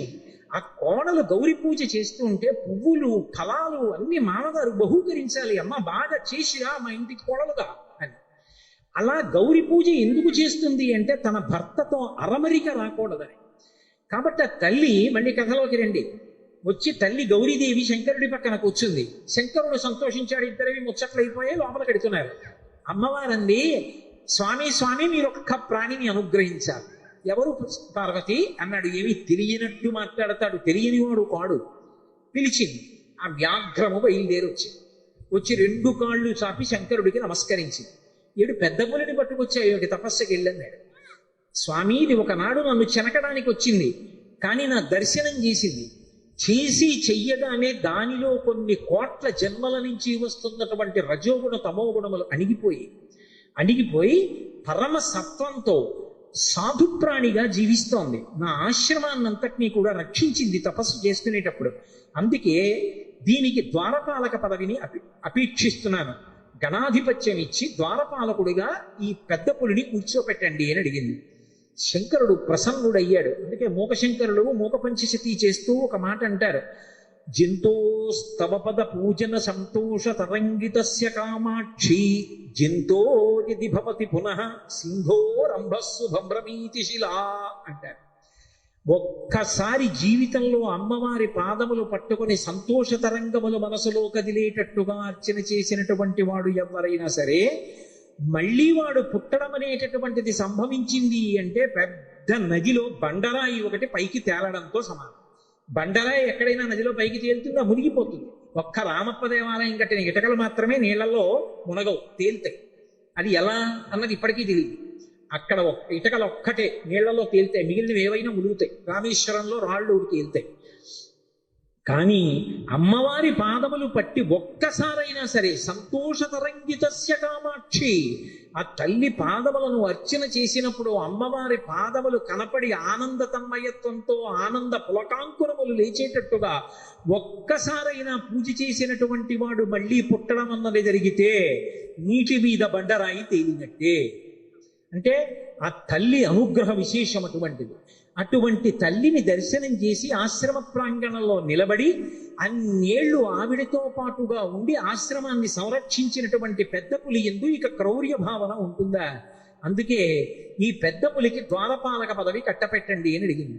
శంకరుడు నవ్వి, ఈ వ్యాఘ్రానికి పేరు ఉంచుతున్నాను, దీని పేరు సోమనంది అన్నాడు. ఆ పెద్ద పులి పేరు సోమనంది. అంటే నిన్న నేను చెప్పినటువంటి నవనందులు ఉన్నాయే అందులో నంది కాదు ఇది. నంది అంటే ఆనందం ఇచ్చున్నది అని, చల్లని ఆనందము అంటే సంతోషకరమైన ప్రవర్తన కలిగినది. అందుకని సోమనంది అని పేరుంచుతున్నాను. దీనికి ద్వారపాలక పదవి కట్టబెడుతున్నాను. ఈ పెద్ద పులి కూడా ఎప్పుడూ కూడా మన ద్వారమునందు నిలబడి రక్ష చేస్తూ ఉంటుంది, లోపలికి వచ్చే వాళ్ళని బయటికి వెళ్ళే వాళ్ళని నియంత్రిస్తుంది అని పదవి కట్టబెట్టాడు. ఆ తల్లిదండ్రుల యొక్క అనుగ్రహము ఎంత అవధి లేనిదై ఉంటుంది అంటే కేవలముగా ఒక్కసారి నమస్కరించి ఒక్కసారి చూసి పరవశించినంత మాత్రం చేత తమ పరివారంలోకి తీసుకున్నారు ద్వారపాలకు. అలా వచ్చిన వాళ్ళు నంది, మహాకాలుడు, సోమనంది వీళ్ళందరూ శివాలయంలో ద్వారపాలకులుగా ఉంటారు. అలాగే మహానుభావుడైనటువంటి వాడు కాలభైరవుడు. కాలభైరవుడి వృత్తాంతం గురించి కాశీఖండంలో ఎంత గొప్పగా చెప్తారంటే, మనిషి తట్టుకోలేని కష్టాలలో అత్యంత భయంకరమైనటువంటి కష్టం కారాగారవాసం. కారాగారవాసం అంతటి భయంకరమైన కష్టాన్ని ఎదుర్కోవలసి వచ్చినప్పుడు కూడా కాలభైరవ చరిత్ర చదివినా, కాలభైరవాష్టకం చదివినా, కాలభైరవోపాసనం చేసినా వాళ్ళు రక్షింపబడతారు అంటుంది శాస్త్రం. అంత అద్భుతమైనటువంటి మూర్తి ఆ కాలభైరవుడు. సాక్షాత్ పరమేశ్వరుడే కాలభైరవుడిగా ఆవిర్భవించాడు ఒకానొకప్పుడు. కాలభైరవావతారంలో ఆయన లోకానికి కొన్ని మర్యాదలు నేర్పాడు. అందుకే ఒకప్పుడు అందరికీ ఎలా అతిశయం కలుగుతూ ఉంటుందో, గర్వం కలుగుతూ ఉంటుందో, అలా త్రిమూర్తుల యందు కూడా ఇటువంటి పోకడ ఒకటి రజోగుణ సంబంధమైనటువంటి వారి యందు కలుగుతూ ఉంటుంది. సృష్టికర్త అయినటువంటి చతుర్ముఖ బ్రహ్మగారు సహజంగా రజోగుణ తత్వంతో ఉంటాడు, అందుకే ఎరుపు రంగుతో ఉంటాడు. ఆయనకి ఒకప్పుడు ఎందుకో ఒక భావన కలిగింది, ఆయనకి 5 తలలు ఉండేవి. నాకు 5 తలలు, పరమశివుడికి 5 తలలు, సద్యోజాత అఘోర తత్పురుష వామదేవ ఈశానములని 5 తలలైంది. నాకు 5 తలలు, నాకంటే బ్రహ్మగారికి 5 తలలు. నాకు శంకరుడికి ఏం తేడా? మేమిద్దరం సమానం, నేనే సృష్టిలో అధికుడు అని వేదములను పిలిచి అడిగాడు. నేనా కాదా అన్నాడు. ఋగ్వేదము, సామవేదము, యజుర్వేదము, అథర్వణ వేదము కూడా నువ్వు కాదు, పరమశివుడే సృష్టికంతటికి కూడా మహాపురుషుడు, ఆయననే వేదములన్నీ కొలుస్తున్నాయని చెప్పి ఆయన అంగీకరించలేదు. ఆయన అహంకారం తగ్గించడానికి శంకరుడు సభలోకి ప్రవేశించాడు. ప్రవేశిస్తే ఒక్కొక్కసారి అతిశయం, గర్వం అనేటటువంటిది కలగకూడదు, కానీ అది కలిగితే ఎంతటి వారిని కూడా ఎలా పడగొట్టేస్తుంది అన్నదానికి ఈ ఆఖ్యానాలన్నీ వస్తాయి. రామకృష్ణ పరమహంస ఒక అద్భుతమైన మాట చెప్పేవారు. ఒకప్పుడు ఒక మహారాజు గారు ఒక భద్రగజం మీద ఎక్కి వస్తున్నాడు. భద్రగజం అంటే ఎంత ఉంటుంది? గురువాయూరులో రాత్రి కృష్ణుడి ఆలయం చుట్టూ ప్రదక్షిణం చేస్తాయి ఏనుగులు, అందులో భద్రగజాలు వస్తాయి. భద్ర అనే జాతికి చెందినటువంటి ఏనుగులు. అసలు ఆ ఏనుగుని చూస్తే ఓ పెద్ద కొండ శిఖరం నడిచి వెడుతున్నట్టు ఉంటుంది, వచ్చి వరుస క్రమంలో నిలబడతాయి గుడి చుట్టూ. అది ఎక్కాలంటే నిచ్చెన వేసుకుని ఎక్కాలి. కానీ ఎంత క్రమశిక్షణగా ఉంటాయంటే దాని కుంభస్థలం మీద కృష్ణ పరమాత్మ విగ్రహం పెడతారు. పెట్టి అర్చకుడు ఎక్కడానికి వచ్చినప్పుడు అది కాలు చాపి ఈ సంధి భాగం బయటికి వచ్చేటట్టుగా, ఎముక పైకి వచ్చేటట్టుగా ఉంచుతుంది. ఉంచి తల ఇలా పెడుతుంది. పరిగెత్తుకుంటూ వచ్చి అర్చకుడు దాని చెవి పట్టుకుని ఈ సంధి భాగమునందు ఎగిరి కాలు పెట్టి మెట్లెక్కినట్టుగా దాని శరీరం మీద ఎక్కేసి కుంభస్థలం మీద కూర్చుంటాడు. అంతెత్తునుంటుంది భద్రగజం. అది దగ్గర నుంచి వెడుతూ ఉంటేనే ఉద్విగ్నత కలుగుతుంది. అటువంటి భద్రగజం ఎలా ఉంటుందో అంత ఎత్తున ఉండేటటువంటి స్వరూపమైతే భద్రగజంలా నడుస్తున్నాడు రా అంటారు. అలా మహానుభావుడు సాక్షాత్తు శంకరుడు సభలోకి ప్రవేశించాడు. ప్రవేశించి ఆయన నిలబడ్డాడు. బ్రహ్మగారు చూసి అతిశయంతో ఉన్నాడు కదూ. నేను అతిశయం అన్న మాట గురించి కదూ మీతో మనవి చేస్తున్నా. అటువంటి భద్రగజం మీద మహారాజు గారు వెళ్ళిపోతున్నారు. మీరు నేను వదిలేసింది ఎక్కడో అక్కడ పట్టుకోవాలి. నేను ఎక్కడ చెప్తున్నాను? రామకృష్ణ పరమహంస ఉపాఖ్యానం చెప్తున్నాను. ఒక మహారాజు అటువంటి భద్రగజం మీద వెళ్ళిపోతున్నాడు రాజవీధిలో. అటువంటి ఏనుగు వస్తోందంటే దాని ఒక్కొక్క కాలు ఇంతంత లావు ఉంటుంది. పాదం ఎత్తి వేస్తే గుండ్రంగా ఉంటుంది. ఏ ప్రాణైనా అణిగిపోతుంది. అందుకని అన్ని పక్కలకు పోతాయి. అటువంటి ఏనుగు వస్తుంటే కన్నంలోంచి ఓ చిరుకప్ప ఒకటి పైకొచ్చి కప్ప కాలెత్తింది. కాలెత్తి చెయ్యి బుద్ధి లేని ఏనుగా పక్కకు పో. ఆశ్చర్యపోయారు రామకృష్ణ పరమహంస, శిష్యులు నిలబడున్నారు అక్కడ. వాళ్ళకి సిద్ధులు ఉన్నాయి. ఆ శిష్యుడు చూసి గురువుగారి వంక తిరిగి అన్నాడు, హే బ్రహ్మన్, ఒక భద్రగజం వస్తోంది, దాని మీద మహారాజు వస్తున్నాడు. ఒక కప్ప కన్నంలోంచి బయటికి వచ్చి ఏనుగు మీద కాలెత్తి పక్కకు పోతావా పోవా అంటోంది. దీనికి బుద్ధిహీనత, అతిశయమా? ఎందుకు ఇలా కాలెత్తిందని అడిగారు. అడిగితే పరమహంస ఒక్క నిమిషం కళ్ళు మూసుకొని కళ్ళు తెరిచి అన్నారు, ఇవాళ సాయంకాలం ఈ రహదారి మించి ఒక జేబుకి చిల్లు ఉన్నటువంటి లాల్చీ వేసుకున్న వ్యక్తి వెళ్ళాడు. ఆయన జేబులో 4 పావలాకాసులు ఉన్నాయి. పావలాకాసు చిన్నగా గుండ్రగా ఉంటుంది కదూ. ఆ కన్నంలోంచి జారి పావలాకాసు కింద పడింది. కింద పడిన పావలాకాసు దొల్లుకుంటూ కన్నంలోకి వెళ్ళింది. కన్నంలో కప్ప ఉంది. కప్పకి పావలాకాసు దొరికింది. ఇప్పుడు కప్ప దగ్గర పావలా ఉంది కదూ, ఏనుగు మీద కాలెత్తి. పావలా ఉన్న కప్ప ఏనుగు మీద కాలెత్తితే అన్నీ ఉన్నాయనుకున్న నాబోటిగాడు విర్రవీగితే అందులో అతిశయం ఎంత విచిత్రమైన లక్షణాన్ని కల్పిస్తుందో చూడండి. బ్రహ్మగారి అంతటి వాడికి ఒకప్పుడు ఈ ఆవేశం వచ్చింది. ఎందుకు అంటే తలల సంఖ్య లెక్క పెట్టాడు. నాకు 5, నీకు 5. ఇదే బ్రహ్మగారి కౌశికీ వృత్తాంతంలో పార్వతీదేవి దగ్గర అంత వినయంతో మాట్లాడాడు. ఒకనాడు నా నొసటి నుంచి పైకి వచ్చావు, నాకు పుత్రసముడివి, నా కాళ్ళు పట్టుకు నమస్కరించు, ఆశీర్వదిస్తా అన్నాడు. శంకరుడు చూశాడు, ఓహో చాలా ఉద్ధతితో ఉన్నాడు, అహంకారంతో ఉన్నాడు. నాకు 5 తలలు, తనకు 5 తలలు అనుకుంటున్నాడు. కానీ నా 5 తలల కనుక ఒక తత్వం ఉంది. అది తూర్పుకి తిరిగి ఉన్నటువంటి తలని తత్పురుష ముఖం అంటారు, దక్షిణానికి ఉంటే అఘోర ముఖం అంటారు, పశ్చిమానికి ఉంటే సజ్జోజాతం అంటారు, ఉత్తరానికి ఉంటే వామదేవం అంటారు, పైకి ఉంటే ఈశానం అంటారు. ఈ పంచభూతముల మీద మోక్షం మీద అధికారం కలిగి ఉంటాడు 5 ముఖాలతో. ఖట్మండూలో ఉంటుంది 5 తలలతో ఆ శివలింగం. నాతో సమానుడు అనుకుంటున్నాడు ఈ బ్రహ్మగారు. ఆయన బ్రహ్మమస్తకావళి నిబద్ధతే నమ శివాయ అని పేరు. ఈ సృష్టి అంతా కూడా కల్పాంతం అయిపోయినప్పుడు బ్రహ్మగారు పడిపోతాడు. పడిపోతే చూస్తాట శంకరుడు, అయ్యో పాపం మొట్టమొదట పుట్టాడు అందరికన్నా, వేదములు ఇచ్చి సృష్టి చెయ్యమన్నాను, ఈయన కూడా బొత్తిగా ఇలా శ్మశానంలో పడిపోతే ఏం బాగుంటుంది, ఈయనకు మంచి స్థానం ఇద్దామని చెప్పి ఆ పుర్రి తీసి ఓ తడపలో గుచ్చుకుని మెళ్ళో వేసుకుంటాడు. ఆయనకి చేతకాక కాదు, ఓ బంగారం గొలుసు చేయించి ఇచ్చేవాళ్ళు లేక కాదు, బ్రహ్మగారిని గౌరవించడానికి ఓ పుర్రేసుకున్నాడు. ఇలా ఎంతమంది బ్రహ్మలు విడిపోయారో ఆ పుర్రెల మాల పెద్ద మాలైంది. పునుకల పేరు కంఠమున భూరి భుజంగము భూషణంబుగా అనయము భస్మధారణము ఎద్రి నివాసము మేరు విల్లుగా అనుగుగా దంతి చర్మమును హస్తమునందు కపాల చోళముల్ పడిబడి దౌతు శంకర కృపావర రూపమును ఆశ్రయించదన్నంటాడు. ఇప్పుడు అంతమంది బ్రహ్మల యొక్క పునుకలు ఆయన మెడలో హారంగా ఉంటాయి, అందుకేసుకుంటాడు పుర్రెల మాల. అరే ఈ బ్రహ్మకి అతిశయం కలిగిందని తనలోంచి ఒక ప్రాణిని ఉత్పన్నం చేశాడు. భృంగి యొక్క అంశ, భృంగి యొక్క అవతారం భైరవుడు వచ్చినటువంటి వాడు. ఒక్కసారి పరమశివుని అంశతోటే భైరవుడు ఉత్పన్నమయ్యాడు. ఆ భైరవుడు ముమ్మూర్తుల పరమశివుడు ఎలాగే ఉంటాడో అలాగే ఉంటాడు. ఆయన వస్తూనే ఆ బ్రహ్మగారి యొక్క పైన ఉన్నటువంటి తలకాయని పెద్ద యుద్ధం చేయలేదు, ఇలా గిల్లేశాడు. లోకంలో చూడండి ఒక మాట అంటారు, అదే అలా గిల్లేస్తున్నాయి అంటారు. అన్నిటికన్నా తేలిక ఏమిటంటే గిల్లేయడం. అలా వెళ్ళిపోతే ఇలా గిల్లేసాడు అనుకోండి, తీరిపోతుంది అంతే. బాగా బలం ఉన్నవాడు ఏం చేస్తాడు, గిల్లుతూ ఉంటాడు, గిల్లి గజ్జాలు ఎట్టుకుంటాడు అంటారు. అందుకే గిల్లేయడం అంటే అంత తేలిక. యువతల వాడికి బలం ఎక్కువ ఉంటే బలం తక్కువ ఉన్నవాడిని గిల్లేస్తాడు. అందుకే బ్రహ్మగారి 5వ తలకాయని కష్టపడి తొలగతోశాడం లేదు, గిల్లేశారు. శంకరాచార్యులు వారి సౌందర్యలహరిలో కూడా అలాగే రాశారు, అంత అందంగానూ రచన చేశారు. మృణాళీ మృద్వీనాం తవ భుజలతానాం చతసృణాం చతుర్భిః సౌందర్యం సరసిజ భవస్తౌతివదనైః నకేభ్యః సంత్రస్సన్ ప్రథమమథనాదందకరిపూః చతుర్నాం శీర్షాణాం సమమభయ హస్తార్పణధియా. శంకరులకు శంకరులే చెల్లు. అహంకరించాడని కాలభైరవుడు ఓ తలకాయ గిల్లేశాడు. ఏమండి ఇప్పుడు నేను ఇలా పట్టుకుని ఇలా గిల్లేశాను అనుకోండి, ఆ మిగిలిన పువ్వు ఏమనుకుంటుంది, దాన్ని ఒకదాన్ని గిల్లేండి నా జోలికి రాడనుకుంటుందా? ఏమో ఇలా అన్నవాడు మళ్ళీ ఇలా అంటే అది ఉడికిపోతే మళ్ళీ వచ్చేస్తుందేమో చెయ్యని.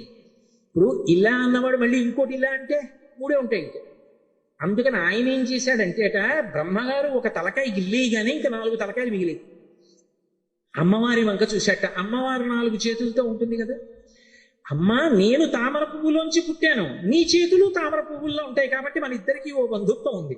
అమ్మా నా 4 తలకాయలు తామర పువ్వులు లాంటి నీ చేతుల కింద పెడతాను, కాపాడమ్మా అని 4 తలకాయలు గబగబా పెట్టుకుని అమ్మవారు 4 చేతుల కింద పెట్టేటప్పటికి మళ్ళీ గిల్లుదామని చూశాడు. పైన అమ్మవారి చెయ్యి ఉంది, నవ్వి ఊరుకు. అలా అమ్మా నీ చేతులు పెట్టుండకపోతే బ్రహ్మగారి తలకాయలు ఉండేవో ఉండకపోవు. ఏమో గిల్లేసిన వాడు ఓటి గిల్లుతాడు నమ్మకం. కాబట్టి నకేభ్యః సంత్రస్సన్ గోటితో గిల్లేశాడంతే. కాలభైరవుడంటే అంతటి ప్రచండ శక్తి స్వరూపం.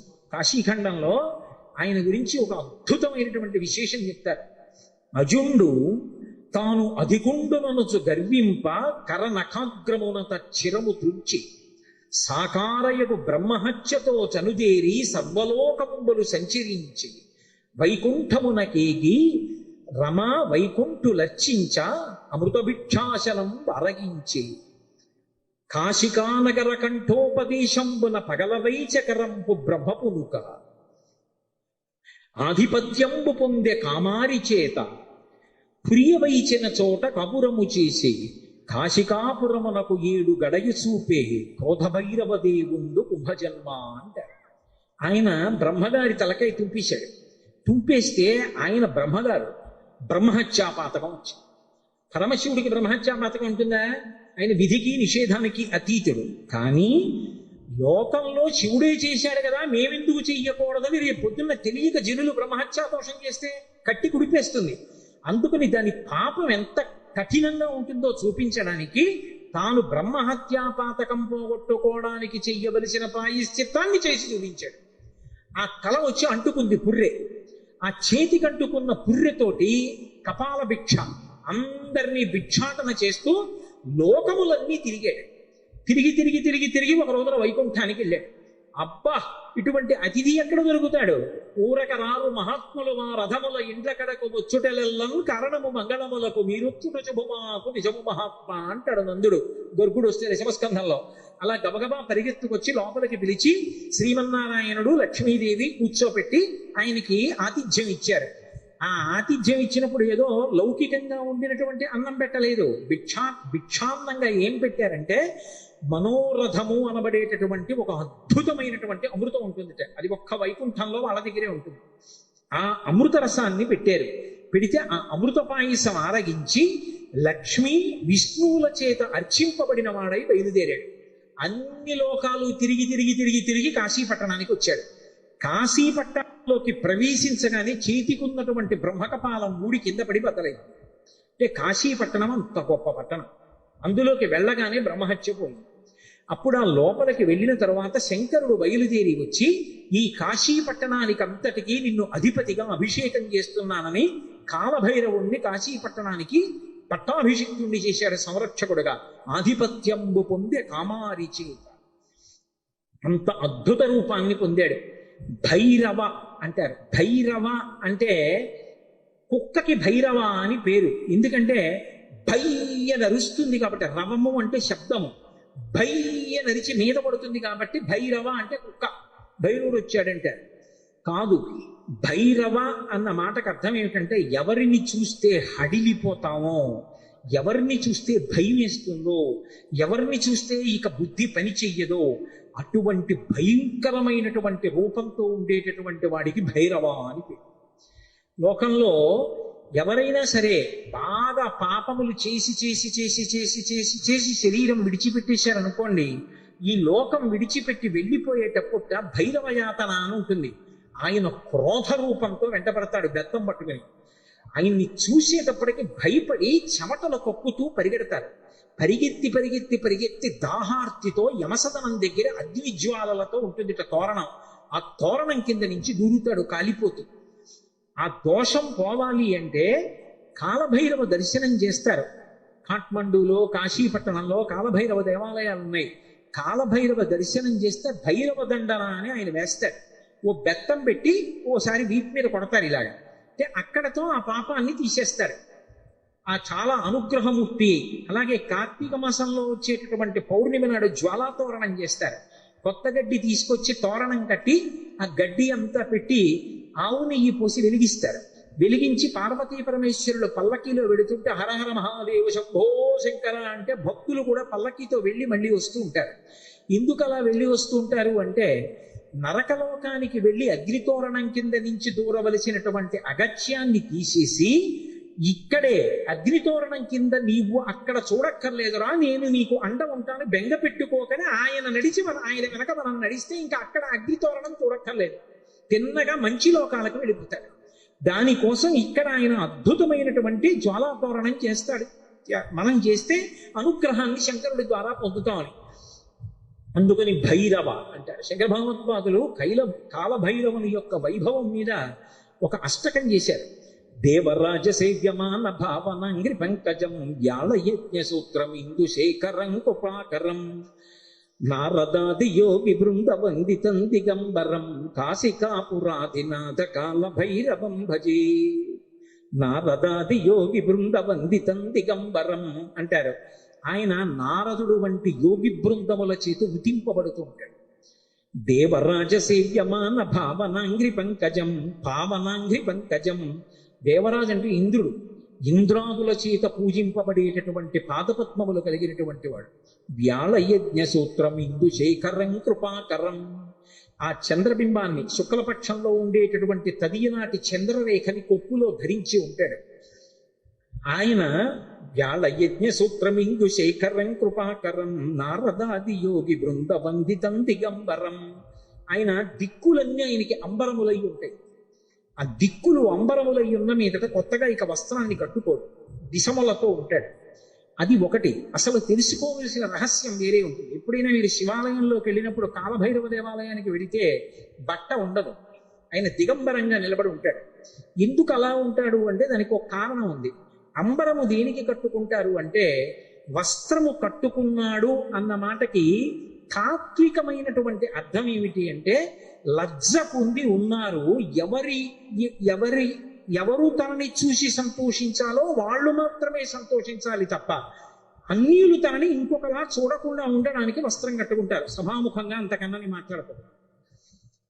మీకు ఇంకా బాగా అర్థం అవడానికి నేను ఒక్కటే మాట చెప్పగలను. 1,00,00,000 రూపాయలు పెట్టి రకరకాల నగలు చేయించుకుని ఒంటి నిండా పెట్టుకుని ఒక స్త్రీ బట్ట కట్టుకోలేదనుకోండి, ఏమంటారు? లజ్జావిహీన అంటారు. సముద్రపు టొట్టును దొరికేటటువంటి నత్తగుల్లలతో హారం వేసుకుని 30 రూపాయల చీర కట్టుకుందనుకోండి, ఏమంటారు? మానవతి అంటారు. బట్ట దేనికి కట్టుకుంటారు అంటే, ఏ పురుషుడు తనని ఎలా చూడాలో అలాగే చూడాలి. భర్త అయితే దాని అవసరం లేదు. భర్త కానివాడు ఇంకొకలా చూడడానికి వీల్లేదు. అంబరము ధరించి ఉంటారు. అంబరము భక్తికి సంకేతం. భక్తి అంబరమును కట్టుకుంటారు. భక్తి అంబరం కట్టుకుంటే పురుషుడి చేత ఆకర్షింపబడతాడు. ఎవరా పురుషుడు? ఒక్కడే పురుషుడు. పతిం విశ్వస్యాత్మేశ్వరగం శాశ్వతగం శివమచ్యుతం. ఆ భగవంతుడు ఒక్కడే పురుషుడు. ఆధ్యాత్మిక సంప్రదాయంలో అందరం స్త్రీలమే. మనందరికీ పతి ఆయన. ఆయన కొరకు భక్తి అన్న బట్ట కట్టుకుంటాం. అసలు పరమేశ్వరుడు ఎవరి కోసం కట్టుకోవాలి? ఎవరి పట్ల భక్తితో ఉండాలి ఆయన ఎవరిని పొందాలి? ఆయన పొందడానికి ఇంకెవరు లేరు, అందరూ ఆయన్ని పొందుతారు. అందుకే ఆయన బట్ట కట్టుకోడంటే భక్తి అన్న నంబరం ఆయన కట్టుకోక్కర్లేదు. అందుకు దిగంబరుడు. ఆ దిగంబర అన్న మాటను అలా అర్థం చేసుకోవాలి. అందుకే యోగి సంప్రదాయంలో ఈ దిగంబర అన్న మాట మీకు కనపడుతూ ఉంటుంది. కాబట్టి నారదాది యోగి బృంద వందితం దిగంబరం కాశికాపురాదినాథ కాలభైరవం భజే. అటువంటి కాలభైరవుణ్ణి నేను భజిస్తున్నాను. భానుకోటి భాస్వరం భవాబ్ది తారకం ప్రభుం నీలకంఠమీప్సితార్థదాయకం త్రిలోచనం కాలకాలమంబుజక్షమక్షశూలమక్షరం కాశికాపురాదినాథ కాలభైరవం భజే. ఇప్పుడు నేను అష్టకం అంతా ఎక్కడ చెప్పాను? భానుకోటి భాస్వరం, 1,00,00,000 మంది సూర్యులు ఉదయిస్తే ఎలా ఉంటుందో ఆయన కాంతి అలా ఉంటుంది. భవాబ్ది తారకం ప్రభుం, సంసారం అనే సముద్రాన్ని దాటించేస్తాడు ఆయన పాదాలు పట్టుకుంటాడు. నీలకంఠమిప్సితార్థదాయకం త్రిలోచనం, నీలకంఠుడై హలాహల భక్షణం చేసినటువంటి శంకరుడై లోకములను అనుగ్రహించగలిగిన వాడై భక్తజనుల యొక్క ఈప్సితములను తీర్చగలిగిన వాడై ఉంటాడు.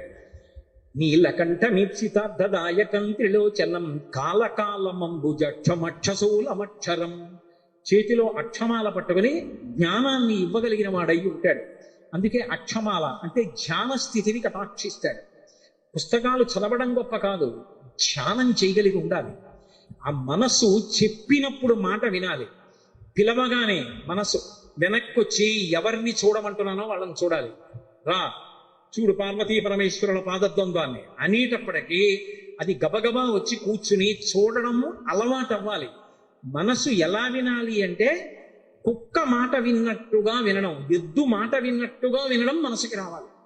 కుక్క చూడండి అన్నాను అనుకోండి పరిగెత్తుకొస్తుంది, కుక్క పిలిస్తే వచ్చినట్టు. ఎద్దు చూడండి కొత్తగా గిత్తని బండికి కట్టారనుకోండి, బండి ఎత్తి పట్టి రైతు దా దా అంటే అది రాదు. బలవంతంగా తీసుకొచ్చి కాడి మెడ మీద పెట్టారనుకోండి తోసేస్తుంది, అటుపోతుంది ఇటుపోతుంది. 4 మాటలు అలవాటు చేసి కొట్టి దుక్కి దున్నించి చేశాడనుకోండి, ఆ తర్వాత రైతు ఇక ఎద్దు దగ్గరికి వెళ్ళడు. వచ్చి ఆ బండి కాడి పట్టుకుని ఇలా పైకి ఎత్తి పట్టుకుంటాడు. ఇలా ఎత్తి పట్టుకుని ఆ 2 కాడిలా సమానంగా వస్తుంది అంటాడు. 2 ఎద్దులు నిద్రపోతున్నవి లేచి ఒళ్ళు విరుచుకొచ్చి మెడబెట్టేస్తాయి. పిలవలేదు ఆయన, ఏమి దా అని కూడా అనలేదు, అంటే చాలు 2 ఎద్దులు వచ్చాయి. అలా అన్నంత మాత్రం చేతనే ఎద్దులు వచ్చేస్తూ ఉంటే సాధన చేత మనసు వెనక్కి రావడం రావద్దు, రావాలి. అలా వచ్చేటట్టు చెయ్యగలిగిన వాడు, సాధనా బలాన్ని అనుగ్రహించగలిగిన వాడు కాలభైరవుడు. కాలస్వరూపంతో ఉంటాడు. అందుకే కాలకాలమంబుజక్షమక్షశూలమక్షరం కాశికాపురాధినాథ కాలభైరవం భజేత్. అందుకే కాలభైరవ శ్లోకానికి ఫలశ్రుతి చెప్తూ కాలభైరమష్టకం పఠంతి ఏ మనోహరం జ్ఞానముక్తి సాధనం విచిత్ర పుణ్యవర్ధనం శోకమోహ దైన్యలోభ కోపతాపనాశనం తే ప్రయాంతి కాలభైరవంగ్రి సన్నిధిం ధ్రువం అంటారు. ఎవరు కాలభైరవాష్టకాన్ని చదువుకుని ప్రతిరోజు కాలభైరవుడికి నమస్కరిస్తాడో వాడికి భక్తి, చిత్తశుద్ధి, వైరాగ్యము, జ్ఞానము, చిట్ట చివర మోక్షము ఆయన అనుగ్రహిస్తాడు. ప్రత్యేకించి మార్గశీర్ష మాసం, చతుర్దశి, అష్టమి, మంగళవారం, ఆదివారం ఇటువంటివి కాలభైరవుడి గురించి వినడానికి అత్యుత్తమమైనటువంటి రోజు. మన అదృష్టం ఏమిటంటే ఆషాఢమాసం గురు పౌర్ణమి వచ్చేటటువంటి రోజులు, ఉత్తరాయణ పుణ్యకాలం చివరకు వచ్చేస్తున్నటువంటి మంచి రోజులలో హేలాపురి లాంటి పరమ పవిత్రమైన పట్టణం, జరాపహరీశ్వరుడు ఉన్నటువంటి క్షేత్రం, ఇటువంటి క్షేత్రంలో ప్రదోష వేళ దాటిన తరువాత మనం కాలభైరవుడి గురించి చెప్పుకోగలిగాం. ఇంకంతకన్నా అదృష్టమే ఉంటుంది. కారాగారవాసం లాంటి ఆపదని కూడా తప్పిస్తాడు. శరీరం విడిచిపెట్టిన తరువాత భైరవయాతన పొందకుండా మోక్షమును అనుగ్రహించగలడు అంటే ఆయన ఎంతటి శక్తివంతుడో మీరు ఆలోచించవచ్చు. కాశికా పట్టణానికి అంతటికీ కూడా అధిపతి అయి ఉంటాడు. అటువంటి మహానుభావుడైనటువంటి కాలభైరవుని యొక్క స్మరణము సమస్త పాపములు నశించిపోతాయి. అంత గొప్ప కాలభైరవుడు శివాలయంలో ఈశాన్య దిక్కున నటరాజస్వామి వారి పక్కన విరాజమానుడై ఉంటాడు.